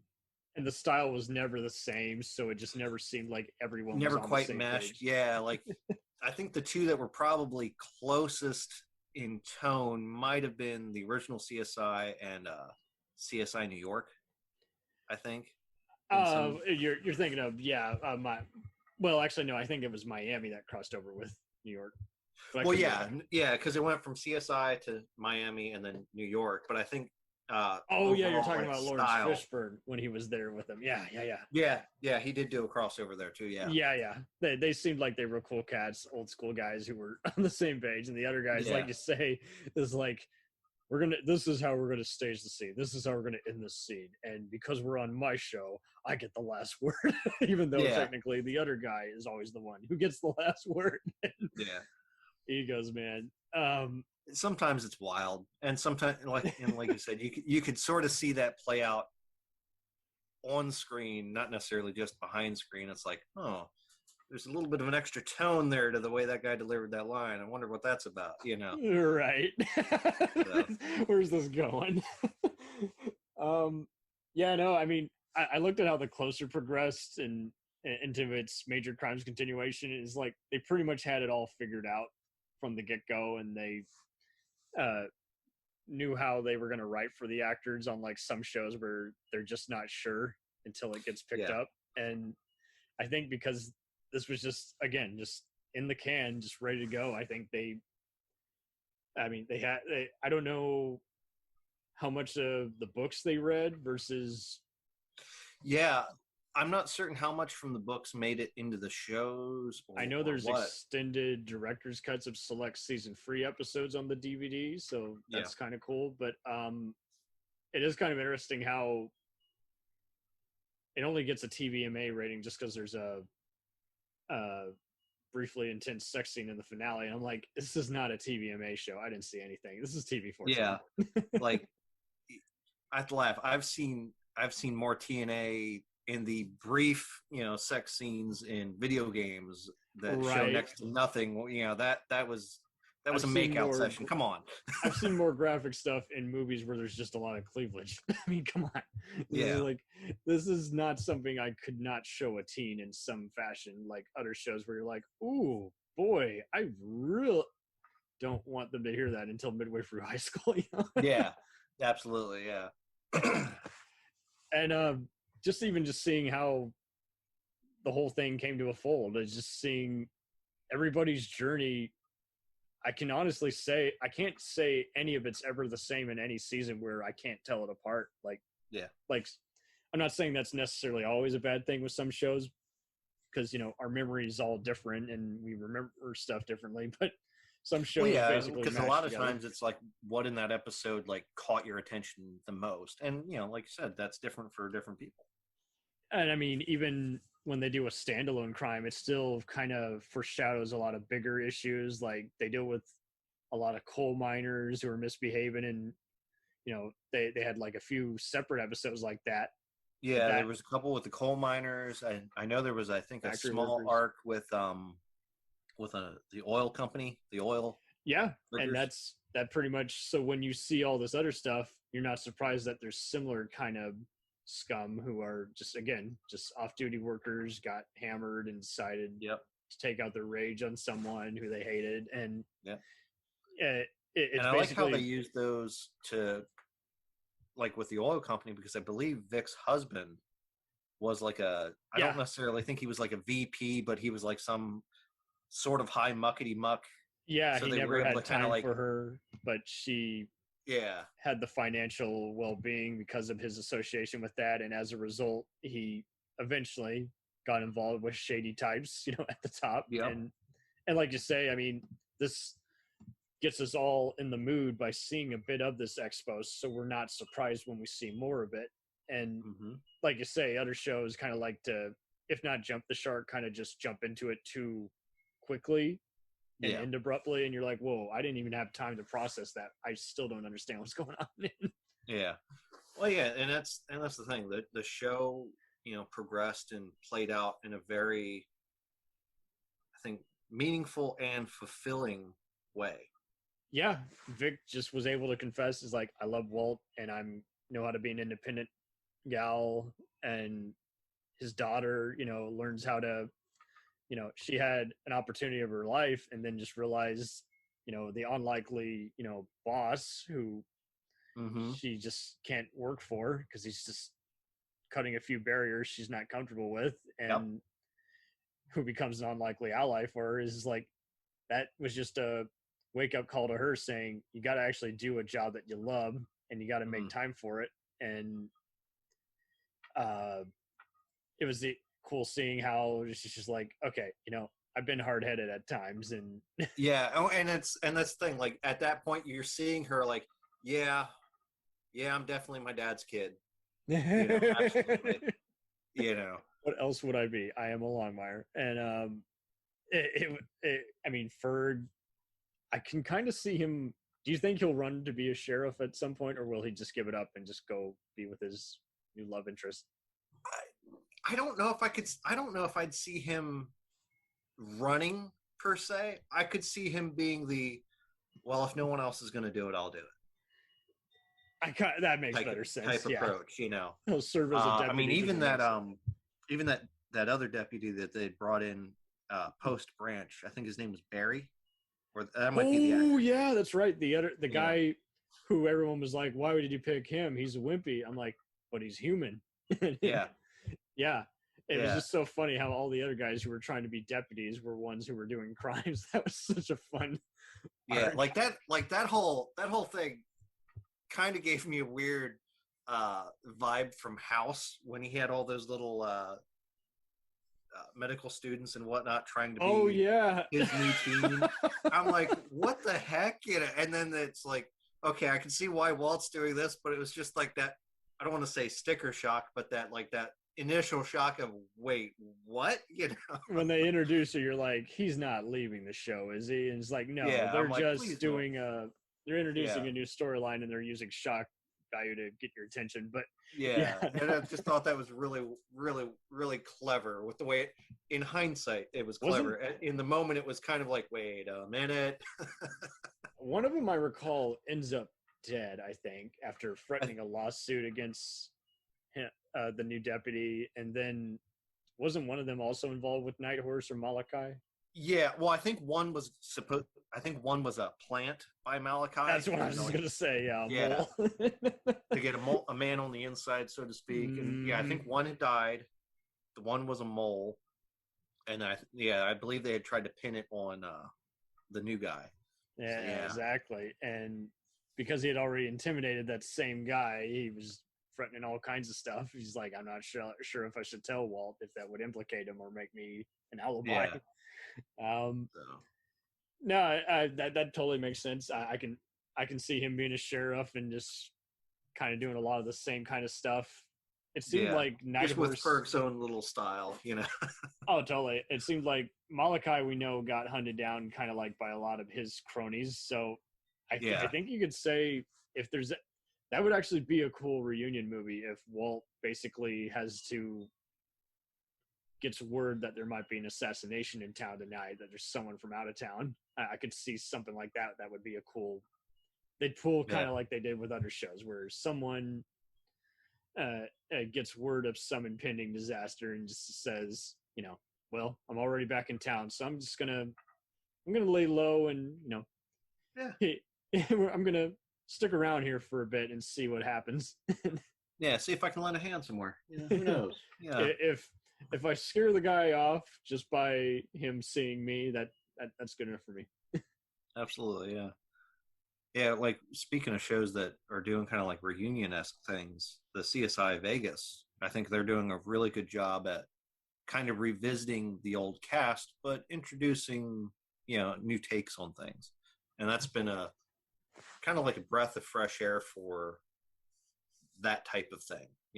Well, and every show eventually has to do that, and it seems like so many people will quit a show just because of someone left, and I'm like, well, I guess no one else was interesting. I mean, it's an all-star cast. There's going to be someone who has to go, Oh, regardless of absolutely, yeah. an actor's And schedule or yeah, and with a lot of shows, a lot of these procedural type shows, I think people forget, just like the real world, these characters aren't going to stick in the same job for 20, 30 years. oh, totally. Eventually they're going to find a different priority. Yeah, when SVU started out, it was basically the Munch and Stabler show, and it was just so funny how no one would have ever suspected that Finn would be there after he joined in season 2, or that Benson would actually grow as a character and try and get over her personal tragedy that got her into this Copland. And it is interesting just seeing how some people just can't take certain evolutions of certain characters regardless of, and you don't know if it was just how it was filmed and edited versus it was planned that way and it just still didn't cut the mustard. It just needed a little something more, or because some people like to get too complex and that just becomes very underwhelming because it's just convoluted. Oh yeah, like with some shows, it's like they build the character up too much where they can't find their piece, so to speak. There is no real satisfactory ending. Like a show that some people got upset with the ending, Supernatural. That's a good point, because it's like it was Like always bringing a crowd, and yet it's like it's been on so long. Yeah, I mean that show lasted 15 seasons. Any show would, there are shows out there that would kill people, kill someone to have that chance, Mm-hmm. And like I told because my wife is actually the one that got me into that show, and we were talking after we had seen the show, and we gotten choked up because it was a beautiful ending, but it was also an ending that you could tell they didn't quite give you what they wanted to give you, so they gave you as close as they could because of everything going on in the world with COVID and areas being they were down working and stuff like that. That's another show that there was always going to be someone who's sore about it, who just doesn't understand how filmmaking works, let alone absolutely, yeah. And I had told my wife, I said, I'm glad, I'm happy with the way it ended, because we knew the only way that show was going to end was if blank died and blank moved on and did what someone had to die. One of the brothers had to go. Someone had to die, and someone had to live for the other one, kind of. And that was the ultimate brotherly bond. But absolutely. And the way it played out made sense for the characters. And I mean, at Absolutely the same time, made sense for the characters. Sometimes you just got to soak some of this stuff up after it ends. You don't get it in the moment. Like you need that time to process it, Because there were people who would even complain about it who kind of hate watching it. And I'm just like, okay, well, maybe just step back and come back when you're in a constructive mood, because so many people seem to forget there was a time when you watched TV before you went on Twitter and exploded on it the next day. So it just seems like we're in that kind of just very raw, just kind of people are being blunt but not realizing how they're being so over the top. And it gets even more annoying because, like you say, I mean, when you've gone for so many showrunners of a long-running show and that you keep getting picked up because people are still tuning in and you don't know how to end it, and then you finally agree on an ending after, long. after the cast has already been picked up and try to move on to other stuff is like it's compromising. It's a business, guys. So Oh yeah, absolutely. Yeah. I mean, there are very few shows that get to end how they want to end. Like, I remember Babylon 5. You know, there was always the question of, are we going to get picked up next season? I don't know, but maybe we should kind of try to wrap things up. That's with a just good enough point. of a cliffhanger, just in case. You know, because he had a 5-year arc in mind, but at the same time, he always had to adjust it. Like he even had to replace characters' arcs with other arcs. I remember he had said in an interview that each season had a trapdoor design that they could kind of like plop in at any point if an actor had to bail. His words exactly. And I think they ended up having to do that, I think, with only one actor. And I think Andrea Thompson had to be replaced by two. It was her and Claudia Christensen. Yes. I believe those were the only two. And I don't think it was any. Oh no, 3. Sorry, Sinclair. Oh yes, yeah. And that one, the showrunner had actually. He'd made a promise to the actor that he would not reveal why he left. Yeah, no one knew about his dementia for years. And I had a friend who was watching it.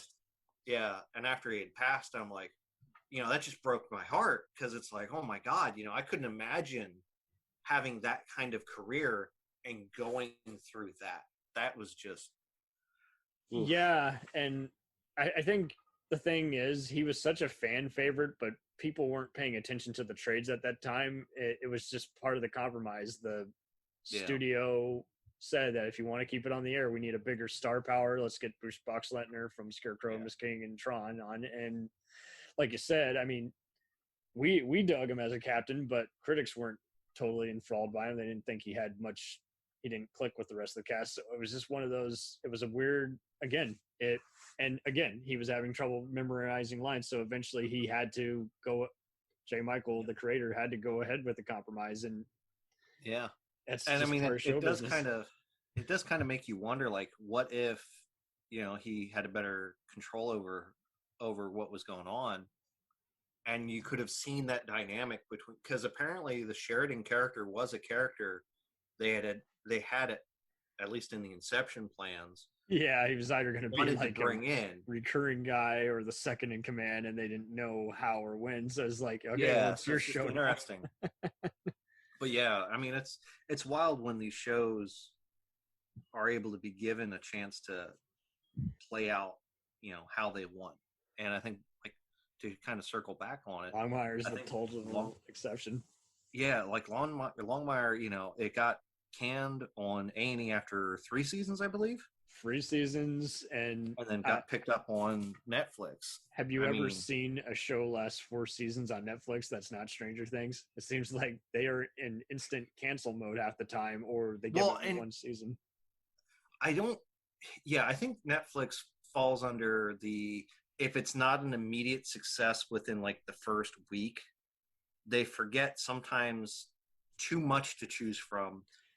They really haven't figured out how to promote stuff either. Like, you'll see it, but half the time I find stuff by accident or by people recommending it. And it's like, I don't get the notifications of this movie's now on Netflix that everyone should have seen by now, but everyone's rediscovering. But yeah, like, and it's funny, like, I can always tell when people are rewatching Longmire or watching Longmire for the first time because they stumble upon my website.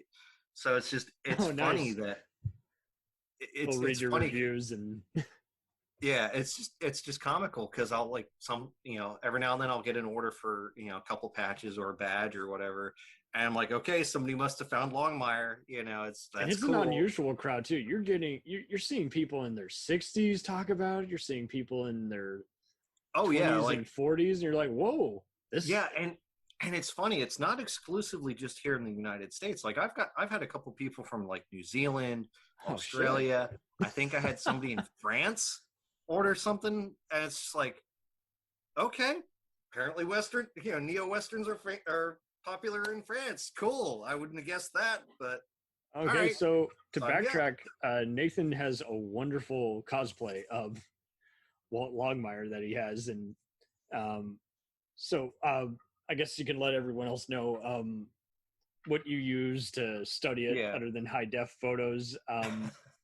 Well, Was it easy to find a lot of that stuff on like online cowboy wear sites? some of it. Well, yeah, with trying to having fallen in love with the Longmire show, I go to conventions. I dress up as different characters. What actually started me in this whole process was I loved SG1, and I'd found a group of people, and that stuff's not cheap. You're talking No, if you're military. gonna dress up as a Jaffa or a, Oh God, yeah, you dress up as a Jaffa. That's all custom made stuff and custom you tailored. got to do a mix of Egyptian looking as well Yeah, as and other Aztec stuff. and all kinds of stuff. Yeah. When I was But making a few horror characters that were kind of cult stuff, I was literally taking elements of those other costumes and having to strip half of them in half.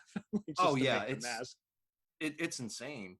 But yeah, with that, I'm kind of a geeky looking dude in general. So, I'm like, okay, well, I'll do, Daniel Jackson from SG1. My hair's kind of, kind of the right shade of brown, and I wear glasses enough, so why not? So I'd gotten into that, and through there, I got familiar with how to do some research for costume stuff. And a lot of times it was, okay, find as close to as much detail from costume part, which involves with getting screenshots, which screenshots of things can be kind of tricky because you type in screen caps of insert show and you'll get either feast or famine in regards to what you're looking for. And with Longmire, it was one of those, I typed in Longmire screenshots and then screen caps, and it was a lot of like the promotional stuff that was going on or being shown off at the time. And I'm like, all right, I appreciate what these folks are doing, but it's not good enough. So I'd go in, I'd spool up Netflix on the laptop, and I'd pause it, and then zoom, take a screenshot with my computer and zoom in with Photoshop. This is before it became a blank screen. Yeah. I really appreciated whoever made that decision, but I get it. They probably did it because of people bootlegging their product and stuff like that. So I understand it, but it was just kind of like, come on, you're killing your costume fans. Right. But so what I'd do is, I'd take a screenshot. I'd zoom in on like the boots or his the 1911 revolver that he runs around with, and just the different things, and just try to get a good shot of what it looked like so that I could find it elsewhere. And like the holster I'd found, his sidearm I'd already had because that's one of the sidearms that I found for SG1. His shirt, his pants, denim, you can find it just about anywhere and everywhere. Totally. Even on certain Wiccas, they're hard to even find certain exact photos that you're looking for. That exactly, yeah, because he's got like, I think I counted like 8 different shades of denim shirts. I think 5 different cuts of colors of jeans that he wears. It always looks like they're relaxed fit jeans, but it's like, okay, is this dark blue, light blue, stonewashed is it how blue? it's lit? What can I get it behind? And that's the another thing. photo? It's like the lighting. The lighting will really mess with you too. That's like with anybody that did costuming for SG or Stargate Atlantis. Those jackets, depending on what the lighting, it was either gray or blue. Same jacket, but the lighting really changed the way the fabric looked. But yeah, so like the jacket, I'd found someone online had found the manufacturer that had made the coat. So I'm like, okay. So I just on a whim, I emailed the manufacturer to see if it was like a one-off coat or if it was something that they were actually like, yes, this is a coat that is available commercially, here it is. And sure enough, it was. And I don't think the coat was like insanely expensive. I think it was like maybe it was either $80 to $100, somewhere in there, for like a heavy, like, this is a coat that if I'm stuck out in the middle of the wilderness in the dead of winter, I am having this jacket with me. Right. Because there's a double. It is toasty warm. It's got a nice thick hide coat, leather suede exterior, thick padding. It's one of those. It'll keep you nice and toasty warm. So that was a relatively in both easy, a costume and a cosplay. Exactly, yeah. And that was one of those things that was, relatively speaking, easy to find. His hat was tricky because it I forget the proper term Unless for you it. ask the set designer or wardrobe guys. Exactly, yeah. Know. So I'd found, again, I found some good some good promotional photos of where, he's got his head kind of turned face on so that you could see it perfectly straight on. And I had to find a hat that was the right color, right, shape. Mm-hmm. But the only hat I could find did not have the right bridge to it, the crown of the hat. So I'm like, son of a, I'm like, all right, well, I'm with you. I used to dress up how as... tricky is this thing going to be to reshape? It can't be that hard. Famous last words. So, I went online and I'd gotten into a couple different groups and I said, I've got this cowboy hat. I need to reshape, the crown of it. How do I go about doing it? Well, a couple people, a couple naysayers like, yeah, you can't. And I'm like, oh, great. I just spent this money on a hat that I can't do it. Well, I could still wear, but I can't do anything with it. But yeah. So the one guy sent me a message and said, here's what you're going to need to do. It's not going to be a quick process. This is going to take you, he goes, depending on how well it works out, it could take you a couple hours, or it's something you're going to have to come back to and just work it. Because he goes, the way a lot of cowboy hats are done is they're designed to kind of take a bit of a beating and eventually return to their original shape, because the way the fabric and everything is treated, it's supposed to have that rigid, wanted it to look rugged. memory, that ruggedness, So he said, what you're going to need to do is moisten it with like a spray bottle, just use regular water and just a hair dryer on like medium to high as you've got it soaked. You don't want it soaking wet so that it it could deteriorate everything, but wet enough that you could kind of mold it. And I'm like, okay, cool, thank you. That's the information I needed. I appreciate it. So I was able to get the hat pretty close. But the thing and with the cowboy boots, I think he had like 2 or 3 different cowboy boots that he would wear in the show. So I found a pair that looked kind of close. So that's great. The bulk of the costume I had, but something that I was missing that I knew I just, as they say, chef's kiss, I needed that final little minute detail, was his badge. Well, oh yeah. To take a sidestep, my day job is I make novelty IDs for people who do costumes and stuff based off of pop culture and TV shows. If there's an ID card in a TV show, odds are good I either have it available on my website for the character. Like, for example, we mentioned it earlier, NCIS. I have a bunch of the NCIS characters on there, but I also have the ability to put your face and information on these IDs. Now, with the caveat is, all these IDs are for entertainment Dude playing a only. dude disguised as another dude. Yeah.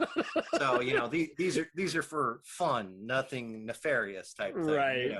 So I got into the same predicament when I know X-Files fans would do that. They would try and make themselves look like the character. And the funny thing is, I was at a convention with this business where I was in like the Virginia, Richmond area, and this guy walks up and he pulls out his wallet and he picks up one of my IDs and he's looking at it and he flips it over and he starts laughing and he's got his wallet out and I can just see the edge of like a brass something. And I looked at my wife. I'm like, I might be going to jail. And she's like, what do you mean? I'm like, I'll tell you later. And I said, can I help you, sir? And he's like belly laughing, like trying to be silent about it, but you could tell he's laughing internally. And he didn't show me his ID or anything, but he closed his wallet up, put it back in his thing. He said, I like how you have the disclaimer here on the back of your ID cards. I said, well, I got to cover my butt just in case somebody does something incredibly dumb. And he starts laughing again. He goes, well, I greatly appreciate that. He goes, I can't tell you how many boxes of this stuff that I've had to confiscate from people. Oh, man. And I made like the shoebox size. He goes, no. And then I went like the boxes that you use for like when you're moving. He goes, yeah. I'm like, holy crap. So I got to chatting with the guy and he goes, this is really cool. He goes, you're not in trouble. He goes, but what got you to do this? And I told him, it started because I wanted an ID card from Stargate. I wanted one with my face on it. And he goes, and people And I thought, yeah, people love having the ability to have their face on the What character. area was this in, by the way? It was in the Richmond, Virginia area. Oh, nice. So So fun fact for you. I'm fairly certain he worked for one of those alphabet agencies, you know. Oh, man. But it was just comical, and I got to chatting with the guy because he said, "Do you have anything? Different? Like, is it just the ID cards that you're working with?" I said, "Well, you know, I had been kicking the idea about doing like the metal badges and stuff." I go, "But I'm not familiar enough with the laws and stuff about those." I said, "With the ID cards, I know the disclaimer on the back is sort of like the general catch-all saving my butt type thing." He goes, "Yeah," and he goes, "The way you have it worded is pretty much cut to the point." He goes, "But yeah, he goes with the metal badges, he goes, there are some things that you have to watch out for." And he goes, "Do you have a pen and paper?" I said, "Yeah." So I handed it to him, and he jotted down the law for me to look up. And ironically, I think I have it sitting here in one of my tubs. But it's a law that actually goes through what a metal badge is allowed to be sold for. You know, collectible, private collection. And they're looking for all kinds of things. They're looking for fans who might be yeah, bringing like actual firearms, or other people who just causing trouble. Yeah, and so he's like, as long as you're selling it and you have this with you whenever you're selling your stuff at shows, you're fine. You're safe. He goes, matter of fact, with a lot of your IDs and stuff, if you're modeling it off of something from a TV show or movie, they've already jumped through the hoops to make sure that it looks like nothing like the real thing. Oh yeah. He goes, and so take that as you will, so to speak. I'm like, really? And I'm like, okay, cool. I heard that about military movies too. Like, it's so wild how you hire all these advisors and they can't show you certain moves because that's confidential. Yeah. Or and they still have to reverse the logo upside down because it's technically you're making money off the military. And one of the things he had actually told me was, if I'm going to be using a ID or a agency's logo, do not use the current generation iteration of the logo, because that is you will get in trouble if you use that. Exactly. Because don't pull an X-Files where their IDs were spot on for what was in circulation at that time. I'm like, or a Tom good to Clancy. know. I greatly appreciate that. Or so, Tom Clancy, where the feds come to your house and say, you got to cut out that chapter of your book. Exactly, yeah. So I was really appreciative that he was able to give me some advice and everything. And he actually ended up turning around and buying a bunch of stuff from us, which is really cool of him. But yeah, so through that point of contact, I'd started looking at metal badges and stuff. So I kind of had that in like my back pocket, but I'm looking around online for somebody that was selling the metal badge for Longmire. And I'm like, all right, I'm finding people that are selling generic-y looking sheriff badges and things like that. I'm like, well, at the time I had, I think it was Shield from Agents of Marvel. Shield, yeah, Agents of Shield. I had Gotham, or I was about to get Gotham. There was like 5 or 6 metal badges that I had already at the time. I knew one guy in my area, and there's a lot of NCIS fans, but not many who cosplay. But there was one guy who was gray-haired who would go around looking like Agent Gibbs, and he would try and look like a bunch of other characters. And I went to a few Halloween parties where we would dress up and everything, and a bunch of pals were doing all kinds of cult characters, like people from classic crime movies and Breaking Bad. And it was fun, but I was going as Jack Bauer from 24. Perfect. I didn't bring the ID. There was a costume there, but I would also kind of customize it. Like, I would try and have like long blue jeans, and I had. Well, you always got to have kind of like your own personal touch to it, too. Oh, totally. Yeah. I had already a very cool brown coat that my grandfather had given me years ago, and so he wasn't ever going to use it. It's from like the 50s. Oh, nice. It was very awesome, and I'm like, yeah, so it's nice. Your own little personal touch. Oh, very totally. Cool. And much like all those superhero things and X-Files, I wasn't going to mess with the costume, but I was still going to wear the CTU badge and logos. And I was like, I would even tease on Facebook, I'm playing Jack here. now where's my Tony Almeida and all my other agents? Nice.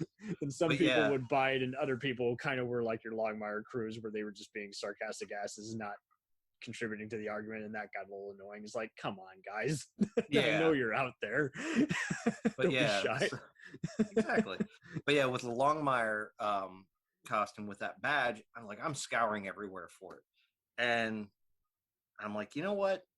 It exists. I swear it exists. I know it's got to exist. If it doesn't exist, I'm gonna make it exist. So the company that I deal with for the metal badges, I contacted them because at that point all the badges were flat.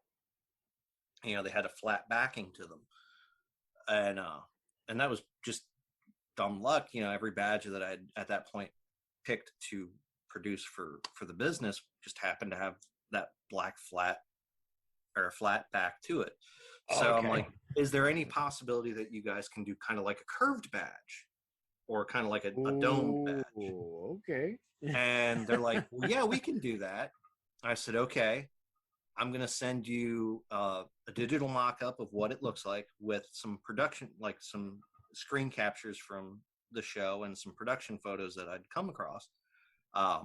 Let me know, let me know the details and everything. Okay, not a problem.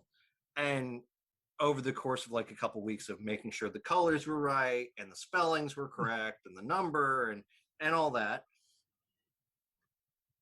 a month later, I have in my possession a box of Longmire badges because I wanted one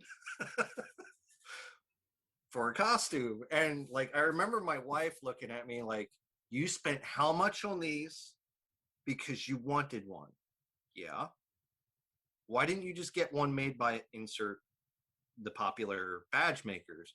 I said, well, here's the problem with a lot of those insert popular badge makers that you can, if you do a Google search, they will not make metal, or they will only make badges for people in those fields. You actually have to show them proof that you are in law enforcement. And she's like, wait, what? I'm like, yeah, they do that way because that's the badge they'll run around with on their work uniform, just in case something happens to it. They don't have to shell out a huge fine to their bosses because they lost something, And she's like, I'm terrified that you know that. I'm like, well, I you know too much. We're gonna have to silence you. And she goes, okay, so how much did you spend? I'm like, I'm not telling you, but I'm gonna put these on the website. Okay, how long are we gonna sit on these? I have no idea. Well, it was around that time I'd gotten contacted by because I'd put a feeler out on the business's website, and I think even through my personal website, or not the business's website, the business's Facebook page, and my personal Facebook page. And a couple people had reached out and said, well, are you going to do the patch? I'm like, whoa. I don't need the patch. I needed the badge. But then a couple people were like, well, what about people that want to dress up as Vic or Branch or the Ferg? I'm like, all right, fair point. So I would always even do that when I was doing a fan film. And yeah, I had to give them up because, again, you had people who just didn't watch too much TV and thought that their ego-headed careers were going to go somewhere, and they didn't seem to realize is like, you are both playing the role because you look like the character, but you have to sound like it. Oh, I want to be me. No, that's not the point of a fan film. It's barely, you can't even, can you pay me? You slip into the literal shoes of the person you're trying to be, yeah. Mm-hmm. Can you pay me? Probably not, because much like you say, it's fair game when you're a costume guy for cosplays. Exactly, yeah. They've been able to weave around it saying it is arts and crafts. We are not claiming to remarket. We just have to give a disclaimer saying we do not represent the interests or viewpoints. Exactly, yeah. It's not just Star Trek that does cosplays. It's everybody now. Oh, yeah, absolutely. Like, I've seen people cosplay stuff that I would never even thought, and I howl at the ingenuity that some of these folks. But yeah, so I ended up reaching out to the company that did the badges and said, hey, you guys do patches, right? Yeah, excellent, perfect, here you go. And then I got patches. Well, I put these things on my website, and if I sold one, I was happy, because that means it was worth it. It meant that somebody else there out in the world Someone wanted somewhere. that badge, saw the show, loved the show enough that they wanted a memento. Yeah, everyone seems to think it should just be like a spaceship model or a cup of water. And it's like some of us want a little other just like thing to just let people know we love it. Exactly, yeah. So lo and behold, it was popular enough that I've had to reorder my inventory from them. And I it's haven't funny, seen like, any other Western do that other than Justified, which Yeah. I think is a similar show, which knew where it was going, had source material to flow. Absolutely, yeah. And Everyone ironically, else, it just seems like you got to be like a cowboy from a sci-fi epic or a cult Yeah. movie in the 80s, and now we're making fun of it. Like, I wouldn't be surprised if someone went as Briscoe County Junior. Or I've seen something. people do it at conventions. Really? Okay, It's a awesome. hoot. It's a hoot. Yeah. But Seeing yeah, so who recognizes who gets it. They're like, "Are you playing Ash from Evil Dead?" Well, kinda. Yeah. Well, and it's funny. Like I walked up to somebody at Dragon Con a couple years ago, Oh, sweet. and I leaned over to him. I said, "Are you dressed as?" I forget exactly who it was at the time now, but at the time I knew exactly who they were. And they're like, "Yeah, you're like the first person." I'm like, "Really? I'm the first person to figure out who you're dressed as at a place like this where there are people running around as anime characters, wrestlers, to mashups of like steampunk, goth, and all together, and someone didn't recognize. Wow, okay, that's awesome. And I gave him like a fist bump or whatever, but still, it's just funny. Man, But yeah, so with the the badges, I've discovered how much love there is out there for Longmire, and it's very awesome. It just gives me hope that it gives me hope that we've not seen the end of that, universe. Give it 10 more years. We'll see what's brewing. Yeah. They'll be in need of extra paychecks and just be tired. Or somebody will come up with like a great idea or I can see it now. There's a Comic-Con convention and Robert Taylor and Katie Sackhoff are both saying, well, one of our kids just said, when are you coming back? When are you coming back? I want to know what happens next. So I had to fulfill their wishes. And the check cleared, and I love the show. Yeah. Enough fan and mail. with Katie Sackhoff doing Another Life, which Love it. I'm partway into that second season. That seems to be pretty popular, and I can do an episode with you on it if you want. Yeah, absolutely. Yeah. Isn't it wild though how people know she has a show and it doesn't seem to have gotten as much love as the other Netflix stuff? And I'm like, well, people should check this out because it's one of those shows that the premise just seems kind of peculiar, but the execution of it's fascinating. I would describe it as Dead Calm meets Arrival. It's got that kind of whole deal. Yeah, I could see that vibe. Where you got, I've even told people who just love the design of movies like Alien and other stuff, is like, you got to check this out. This is some it definitely has that Alien-esque vibe to it with the way it's like shot and everything. And such an unusual cast, and I think that's her trend too.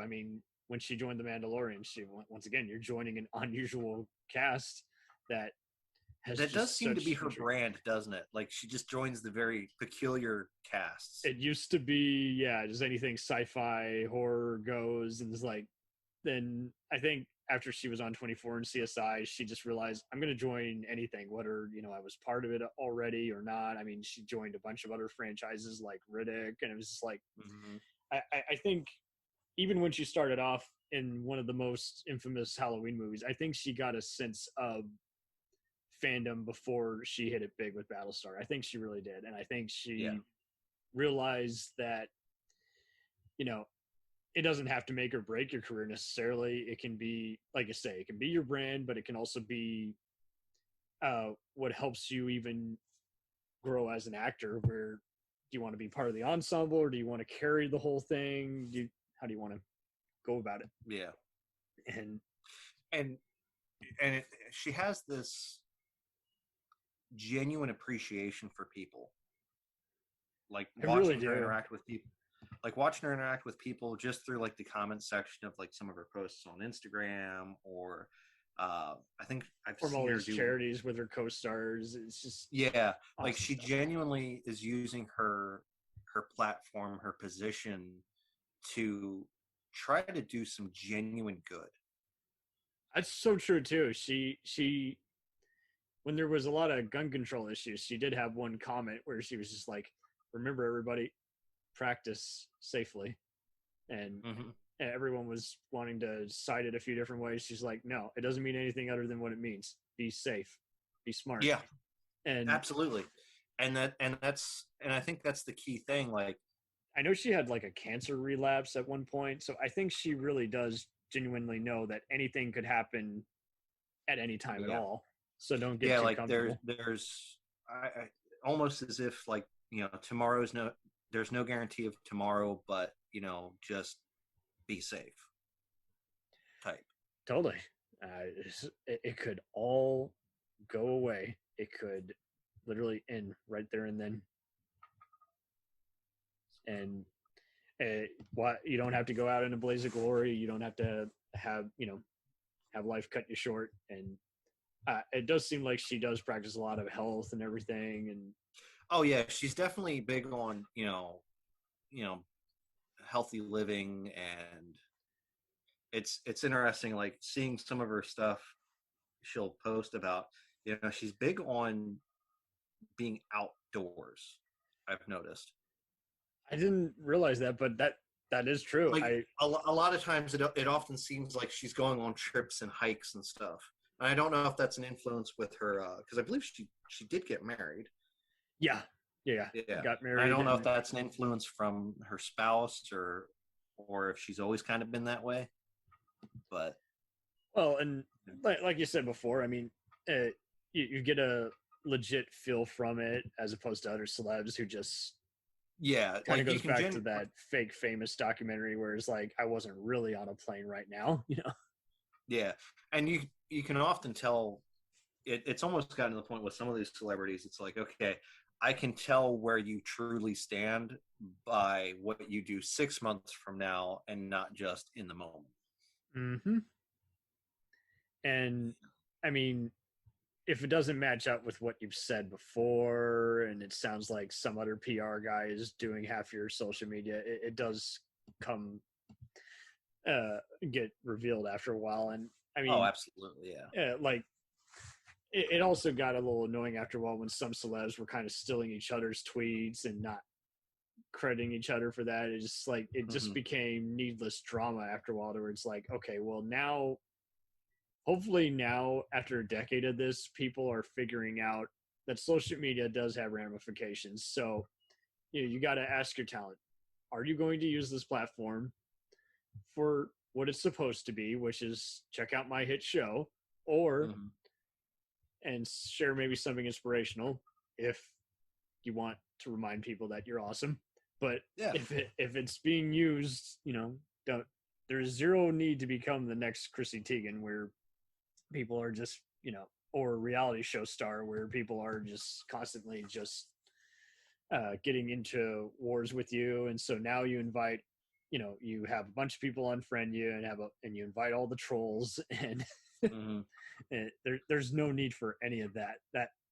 And you don't have to be another celebrity who does the whole, I'm quitting social media, and then they're back on in 48 hours. Yeah, it's like come on. I remember somebody had made a remark when some celebrity was griping about something, and they're like, "This isn't an airport. You don't need to announce your departure." And I'm like, "Wow, that's cold. That is cold." But it's true, though. I mean, you made your social media account without much, pomp and circumstances. Why do you need to, remove it or whatever? It's like, wow. It's very easy for anyone. I mean, Facebook is also king of just taking, when they report stuff, just taking that all out of context and whatever. You have to even be careful with sarcasm. If you're saying shut up, they're like, oh, you are suspended for 5 days because you bullied someone. I'm like, no, I was jokingly telling a friend of mine shut up because they said something smart. Well, I'd laugh. My wife has got sort of a weird kind of battle going on with Facebook and Disney here of late. Because around Christmas, she'll go live when she's putting stuff up on the Christmas tree, because Ah. our deal is I will help put the tree up, I will put the lights on it, she can put the decorations on it, like the ornaments and stuff. And I think it's mostly because she gets dizzy if she walks around the tree putting the lights on. I get it.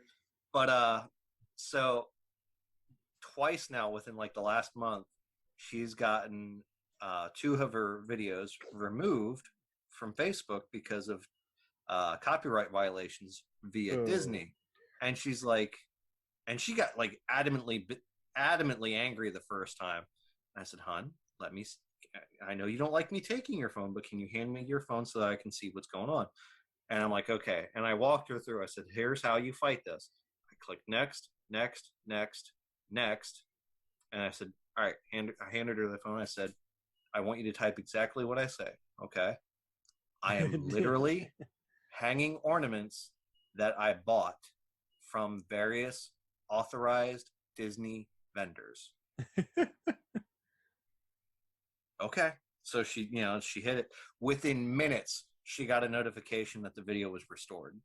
And I'm like, "See, easy." She's like, "I didn't even realize you could contest that." I said, "Most people don't realize you can."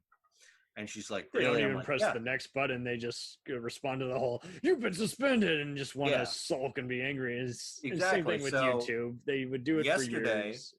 Yeah, so yesterday it got dinged. The previous year, because it was the 2018 video, and now it was the year before, it was the 2017, and she did exactly the same thing.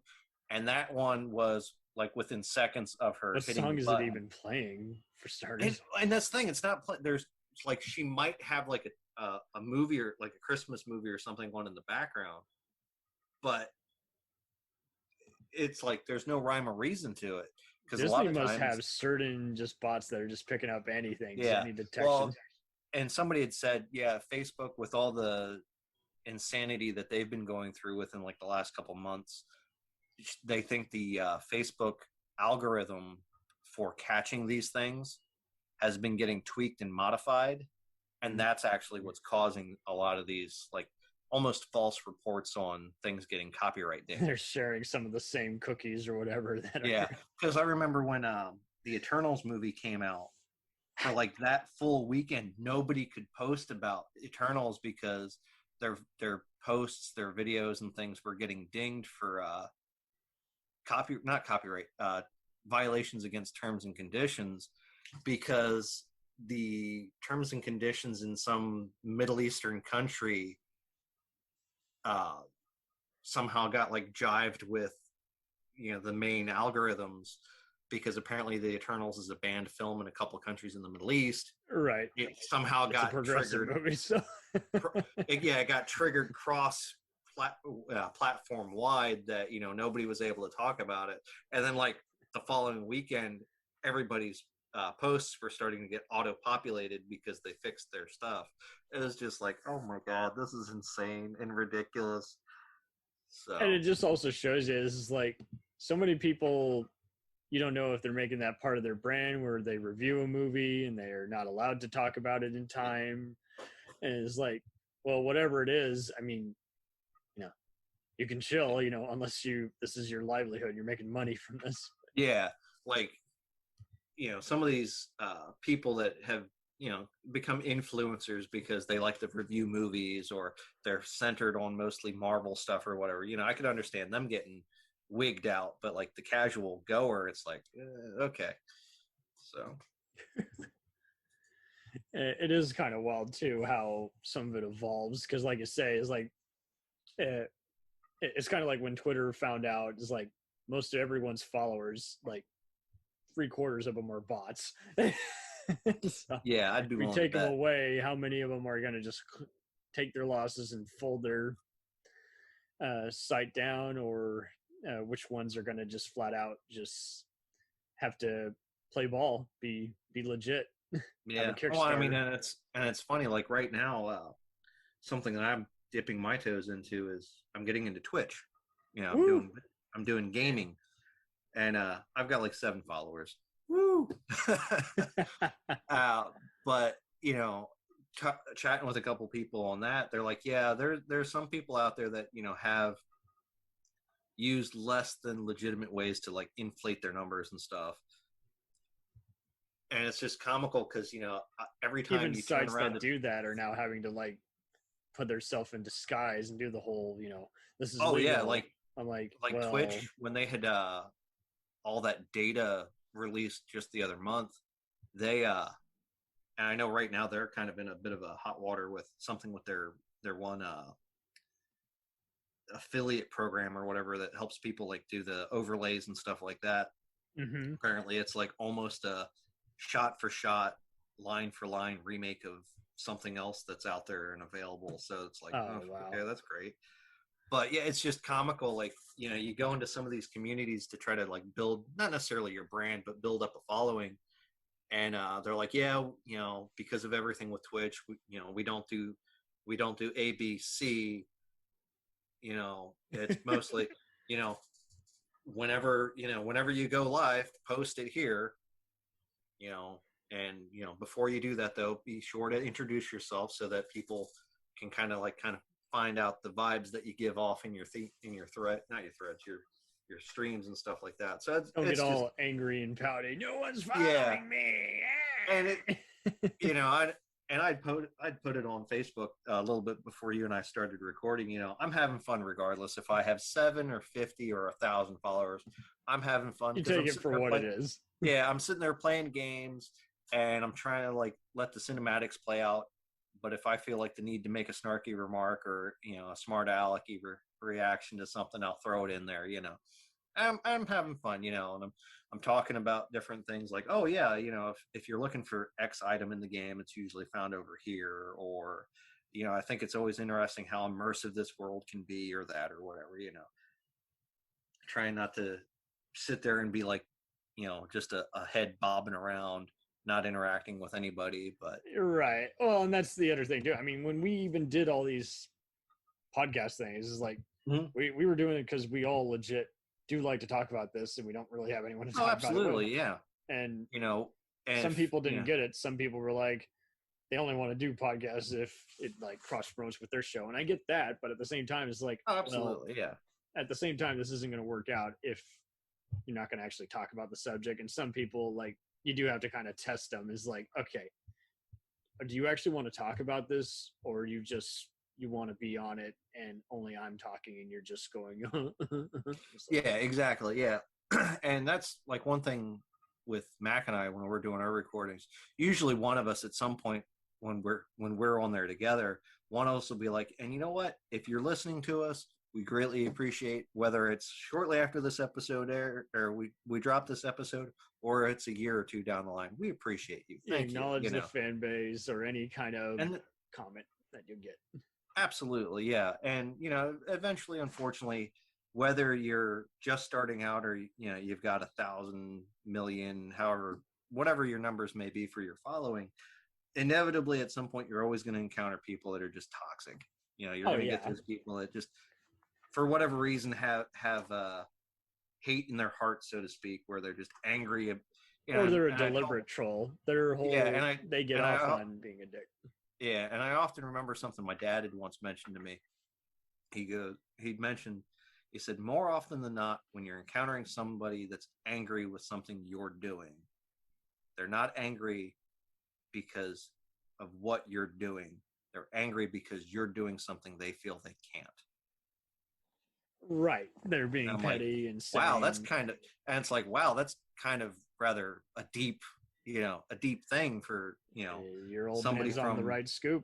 It's always the bully or the guy who's jealous or someone who's just wants to, sometimes it's even just a confused fan who wants to be like you but hates that, like you say, they can never be as successful as you. And I fortunately kicked a lot of jealousy out, so I never really had that whole lucky guy, he's married to so and so. I didn't have any of that toxic bullshit. I was just kind of more just and they try to give a genuine impression on where they thought their character's mindset would have been or something like that. You can be Shatner pre-fame or Shatner post-fame, where he finally gets it and he has to, you don't have to do the whole get a life thing that sketch about. It is funny though how I think with Stargate and definitely Babylon 5 and all these other up and coming shows, Breaking Bad, Walking Dead. I think all the conventions started figuring out it didn't necessarily have to be a horror or a sci-fi show to even bring a bunch of people in. And I think they also realized, all the fandoms pretty much all roll together. So, I mean, oh yeah, there's definitely an overlap between the different fandoms. Yeah. and there's all kinds of events they would do where people would win prizes if they marathoned a season, yada yada, in one day. And Yep. it's just like, I'd laugh. There are times where I'll decide I want to binge something, and depending on what it is, I can kill a season in a day. It's hard with some of the shows because their seasons are like 20 plus episodes. But right, or some of them, that's where the show went downhill. So you're like, I really don't want to suffer through that again. Can I see a recap instead? Can I slightly cheat and just watch the movies that I've seen a dozen times? It's like, no, I gotta suffer through it all again. Well, and I'm kind of sort of going through that with Babylon 5. I'm actually doing a rewatch of that one. Nice, on HBO Max. Yeah, and thankfully they fixed the issue where the episodes were in their queue out of sequence. There was like a couple episodes that were flipped. In the first season, it was like the last 3 episodes. The last episode was in the right position, but like the second to last and the third to last were like flipped. And I'm like, and I didn't catch it until I'm at it. And I'm like, well, they just referenced something that hasn't happened yet. What the, and then the next episode, I'm like, son of a, So I went through and I watched, and I went through and looked at the rest of the seasons. I'm like, okay, comparing it to IMDb, I'm like, okay, that season's right. Okay, in third season, they got these 2 episodes in the middle of it flipped for some reason. Okay, so I'll have to make note on that. And then by the time I get, but they like reconfigured things so that it was right. But yeah, that's how a show long did it that take, you think, for them? I have no idea, because with me, I'm watching it like 1 or 2 episodes a night. So, and I'm currently in the 3rd or 4th episode of the 5th season, but I'm also trying to watch it in chronological order for like the different side movies and stuff that they've got going. Yeah. That someone did have those on Reddit where they would make memes saying you watch these in order. Yeah, and I think Reddit's actually where I found the list. So I'd watched Third Space after the 4th season, which the way that movie's framed, it could be viewed as a kind of like a flashback, unless you're trying to fit it in where it fell during the season, which there's no like clear cut, this is where it falls, because they don't give any kind of point of reference for like, oh yeah, we just dealt with XYZ. It's literally like, okay, where can you shoehorn it in? So I just watched it at the end of this 4th season. But it's just wild, like the plot, the storylines hit differently now than they did back when I watched it when it originally aired. Totally. How it compares to now versus then, and there are certain phrases and stuff that if you just tweak 1 or 2 words, it sounds an awful lot like some other group. It could easily be in this kind of movie or this kind of show, or that was the cool thing to do in the 90s, and nowadays if someone wrote it, it would sound probably like this or that. And and I'm curious to see, like, it's cool to see that that's a show that's getting kind of like a revival. I've been hearing mixed things. It's going to be a revival. It's going to be a reboot. It's going to be Michael's supervising it. But the guy he's involved, and I'm like, whatever it's going to be, I'm excited that they're bringing the creator back for it. And it is wild though, because like for years he was saying I'm going to bring it back, and then he's like, no, I can't do better. And with the powers that be and the people I don't want to work with, it probably won't happen. I'm like, okay, well, but it is funny how, like you say, is like, that's another show that people who should like it probably don't like it because the effects got outdated due to you were either part of the DVD audience when it first broke, or when it was first on the air and you just haven't seen it since. You just couldn't keep up with it like all the other serialized shows. So it is kind of funny how just you can tell kind of with people who are rediscovering stuff and even just trying to hunt down just rare media, how the market is always changing. Yeah, and that's I'd gotten into a conversation with it was Tim Russ from Voyager. Nice. At a convention. Tuvok from Voyager. Yeah, that's what it said. And it was just funny, like, he was there just chilling at his table. And I'm like, well, I don't have anything for him to sign because I'd gotten his autograph a couple years prior. And I'm like, well, you know what? I'm gonna go say hi, see how he's enjoying his weekend, because it was in the middle of February, you know, in Maryland. And he's like, you know, I'm enjoying my time. He goes, you know, this is a fun small convention. You know, everybody seems pretty chill, laid back. And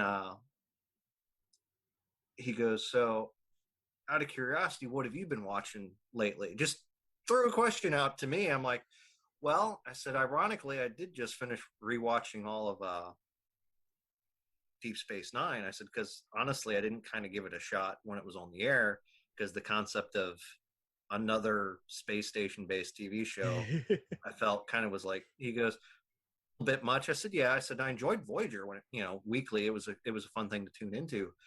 I said, but rewatching, you know, Deep Space Nine, it was really nice to just blow through the plot lines and stuff like that with being able to stream it.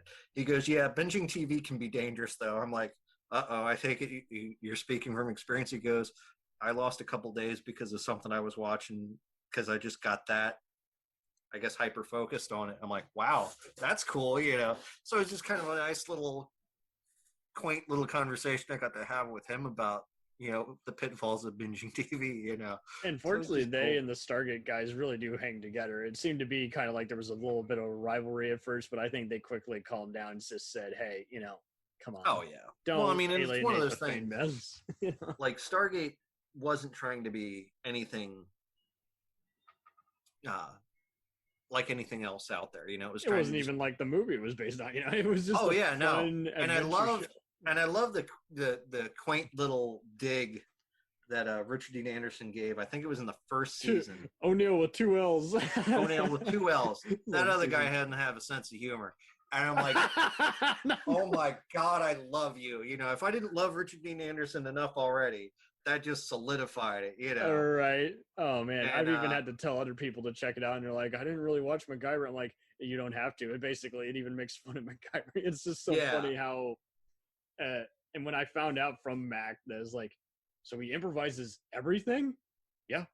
Every single line made up. I'm like, yeah, like, yeah, there are times where it's like, okay, this is probably, we're going to give him the cliff notes of what we need. He should have been a comedian. Jesus, who knew?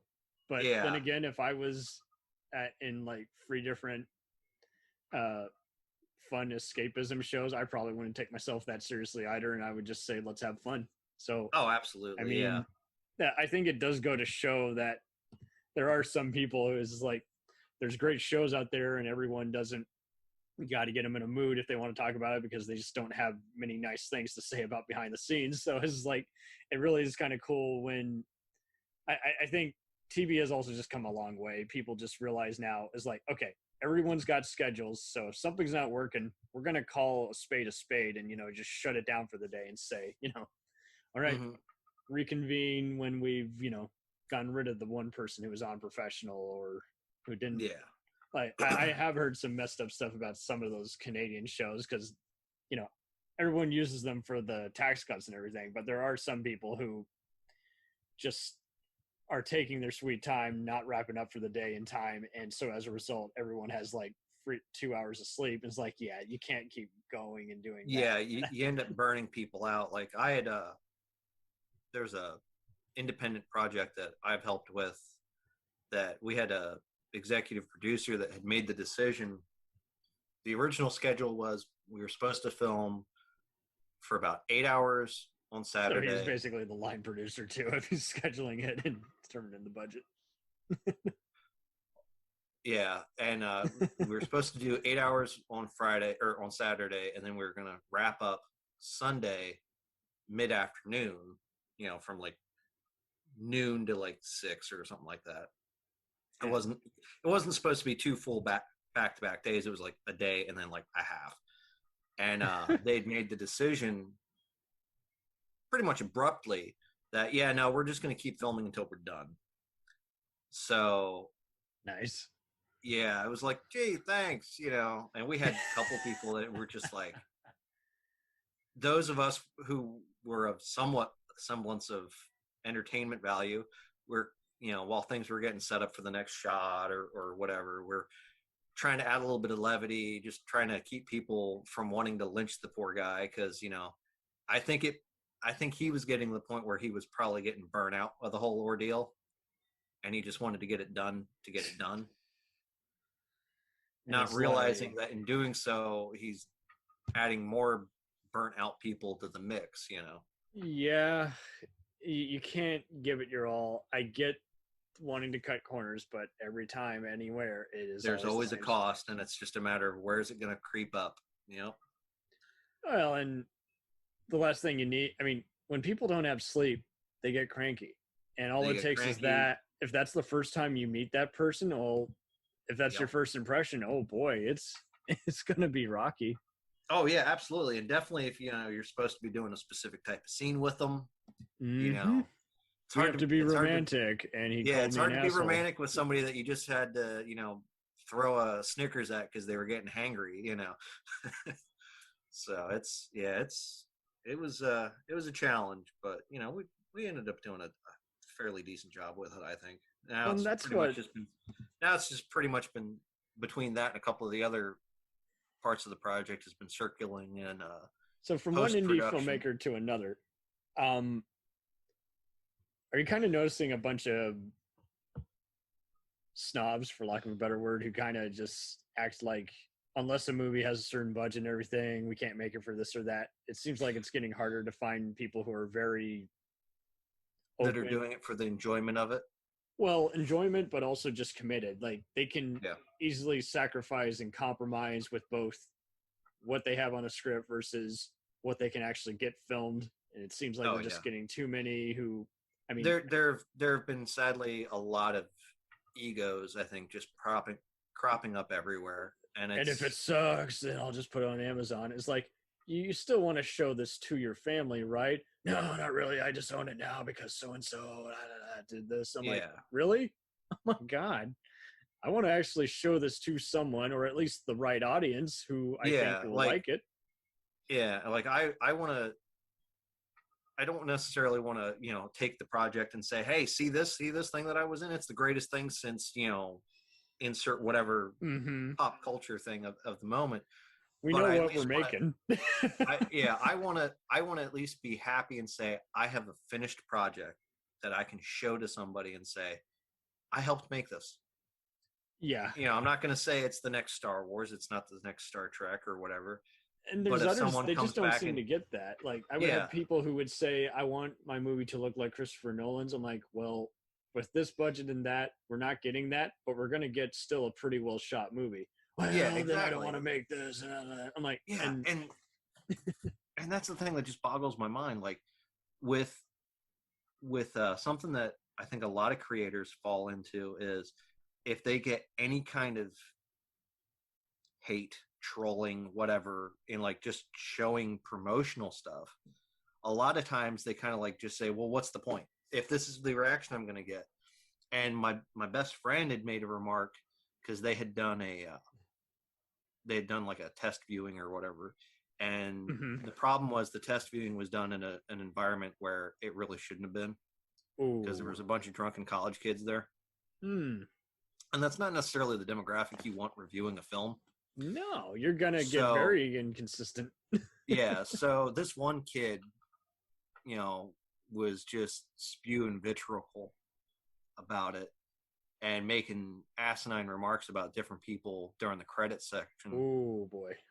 And I wasn't there because I had to work, because at the time I had a day job that required so he stood up, and both childhood friends that he had that were also part of the project kind of like were scrambling to grab him, because my buddy Royce is not a small guy. Like he's kind of a big guy, but he's not like unfit. He's not unhealthy. He's, think Kingpin type, like that kind of build. And oh dear, how do you get him out of there? He got calmed down, and then in the hallway, he found this guy, and he had enough time to calm down and not like. So he walked up to this kid, He goes,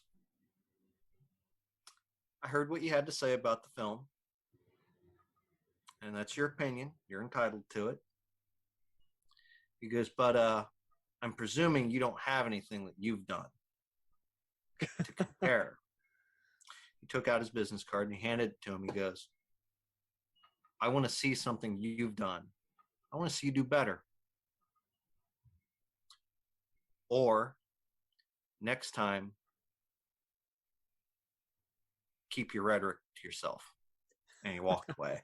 Like, both his other friends were like, he gave off a very stone cold killer vibe when he did that. I'm like, I could believe it, because he had enough time to calm down. I said, otherwise he would have probably killed the poor guy, because you'd be facing a that lawsuit. knee-jerk- There goes the marketing budget. yeah, that knee-jerk reaction type thing, you know, because it was something that's important. You know, it was something that they all had poured their heart, their soul, their. I think you know, after blood, sweat, and tears. 06, when the internet was really sinking in, I think a lot of people were doing damage control, saying, okay, well, this is the second wave of how things are done. So, you know, unless it's an independent movie where basically only people who were there firsthand really know anything about it, you know, it's like, I think, like you say, is like people, I mean, Facebook posts nonstop ads for all other shows half the time, and I'm sure no one's giving half the comments any time or day, unless it's just a more personal Q&A kind of live streaming session, and they have time to respond to the first 5 things, and it's like a Reddit thing, and it's like, I'll give you 7 hours of my time, and after that, all the other questions are going to go unanswered. Yeah, pretty much. Yeah, and it's wild. And even now, like, you can still see, like, movies can sink or swim within hours of being released nowadays, because everybody's got access to the myriad of social platforms out there. Yeah. Like, I had to laugh. I have not heard any of my friends complain today that things for that new Hawkeye show got spoiled.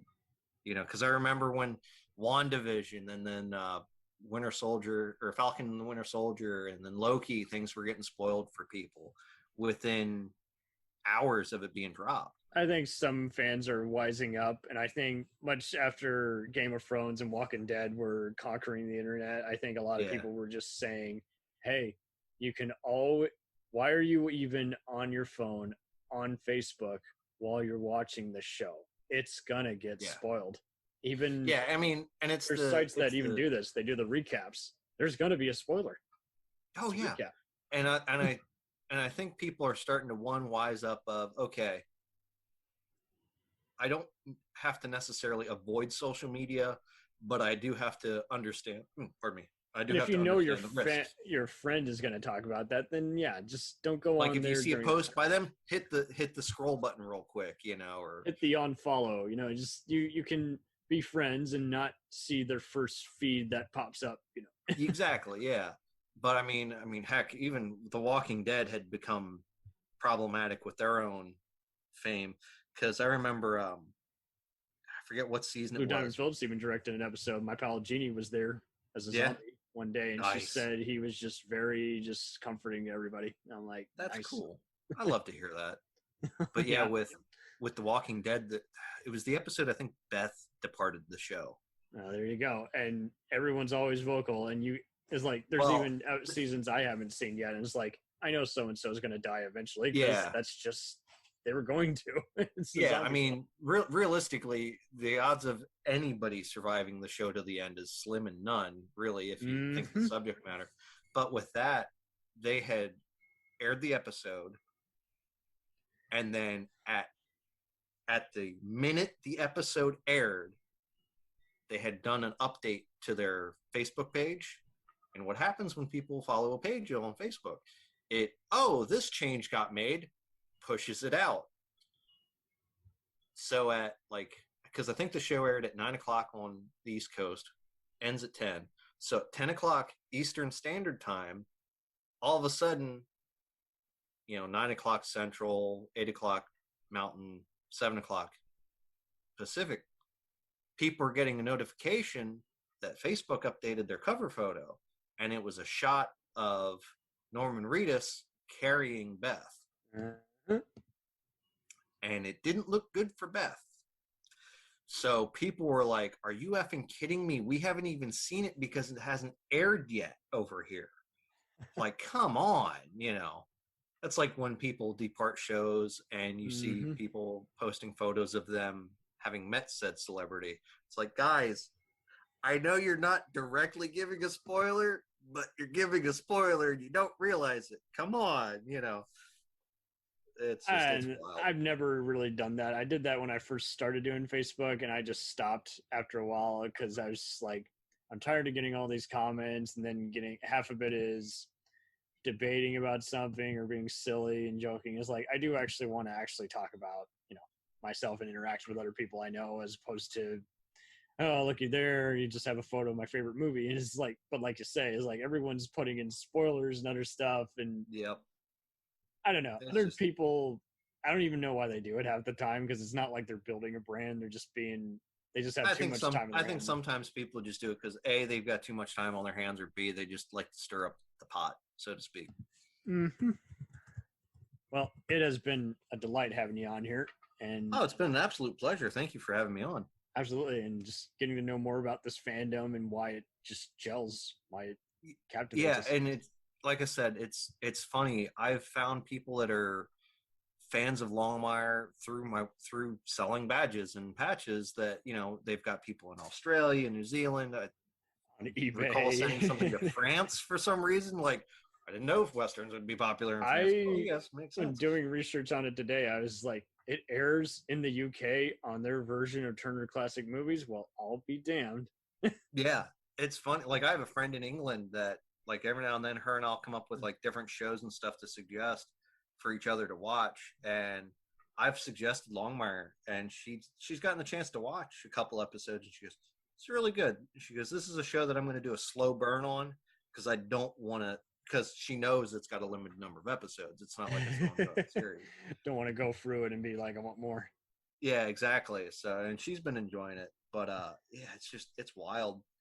And it's definitely a show that if people are looking for a good, solid show to watch, I'll recommend it, because it's, like I'd said, it's in my top 1,000 shows you got to watch. It's just like, yeah, there's no way around it. I mean, when it's captivated so many different kinds of audiences, and just with all the guest stars, I mean, I can tell Peter Weller's proud of it, because he likes to always star on the shows that he's directing. And, you know, when you are playing the former sheriff, that was such a captivating role for him to do. And then, yeah, like as soon as he popped up, I'm like, wow, okay, this is really freaking cool. I dig it.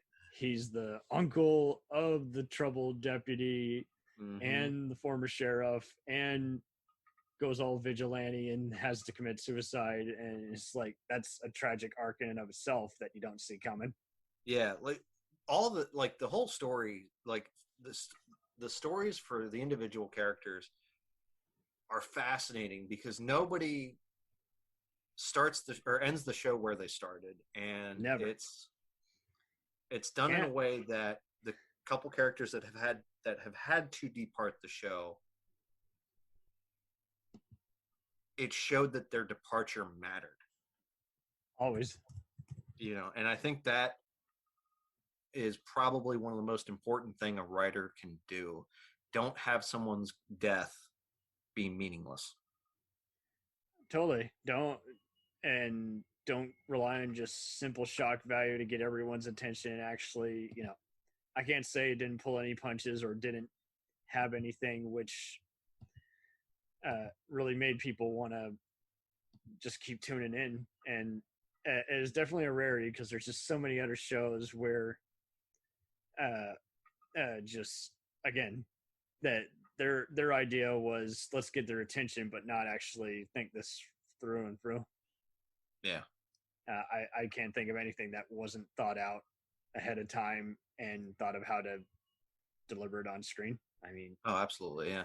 And our friendly chat here about it has definitely got me itching to do a rewatch, but I'll have to do that after I do my Babylon 5 one. Because I've tried rewatching a couple different shows at the same time, and one of them always ends up losing out. I don't want to do that to either show. I didn't do that with SG1. I'm not going to do it with with either of these two. So No. Well, thank you for being on the show, and feel free to promote your deal if you want. Real fast. Oh, absolutely. So the quick little snippet here of what I co-host the occasional episodes of the Never Gets Old podcast and the MacGyver podcast with Mac Jackson. Nice. Listen to us wherever you can do that. I'm also the crazy guy that helped do up the thumbnail for the MacGyver SG-1 audio series that Mac does, which I love and hate Mac for because he always ends up doing such a wonderful job with. I got to keep him humble, you know. But yeah, so those are things that I'm directly involved with Mac. On my end solo, I've got the commission credentials. You can hit me up on commissionedcredentials.com for pop culture IDs from TV shows and movies, custom ones or ones with, character info on. Dipping my toes into Twitch. You can find me at Indiana Carter. Indiana like Indiana Jones and Carter like Samantha Carter. On Twitch. I only stream 2 days a week. Any other things, just keep an eye out or ear out on the podcasts with Mac, and any other future endeavors I get involved with, you'll be able to find there.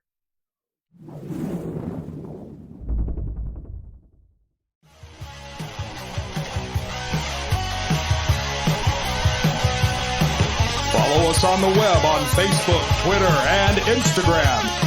The podcast is available on Podbean, Spotify, iHeartRadio, Anchor, Apple, and anywhere else podcasts are available. Feel free to review our show and leave comments on any of those sites. Thanks a million for listening. It's a jacked up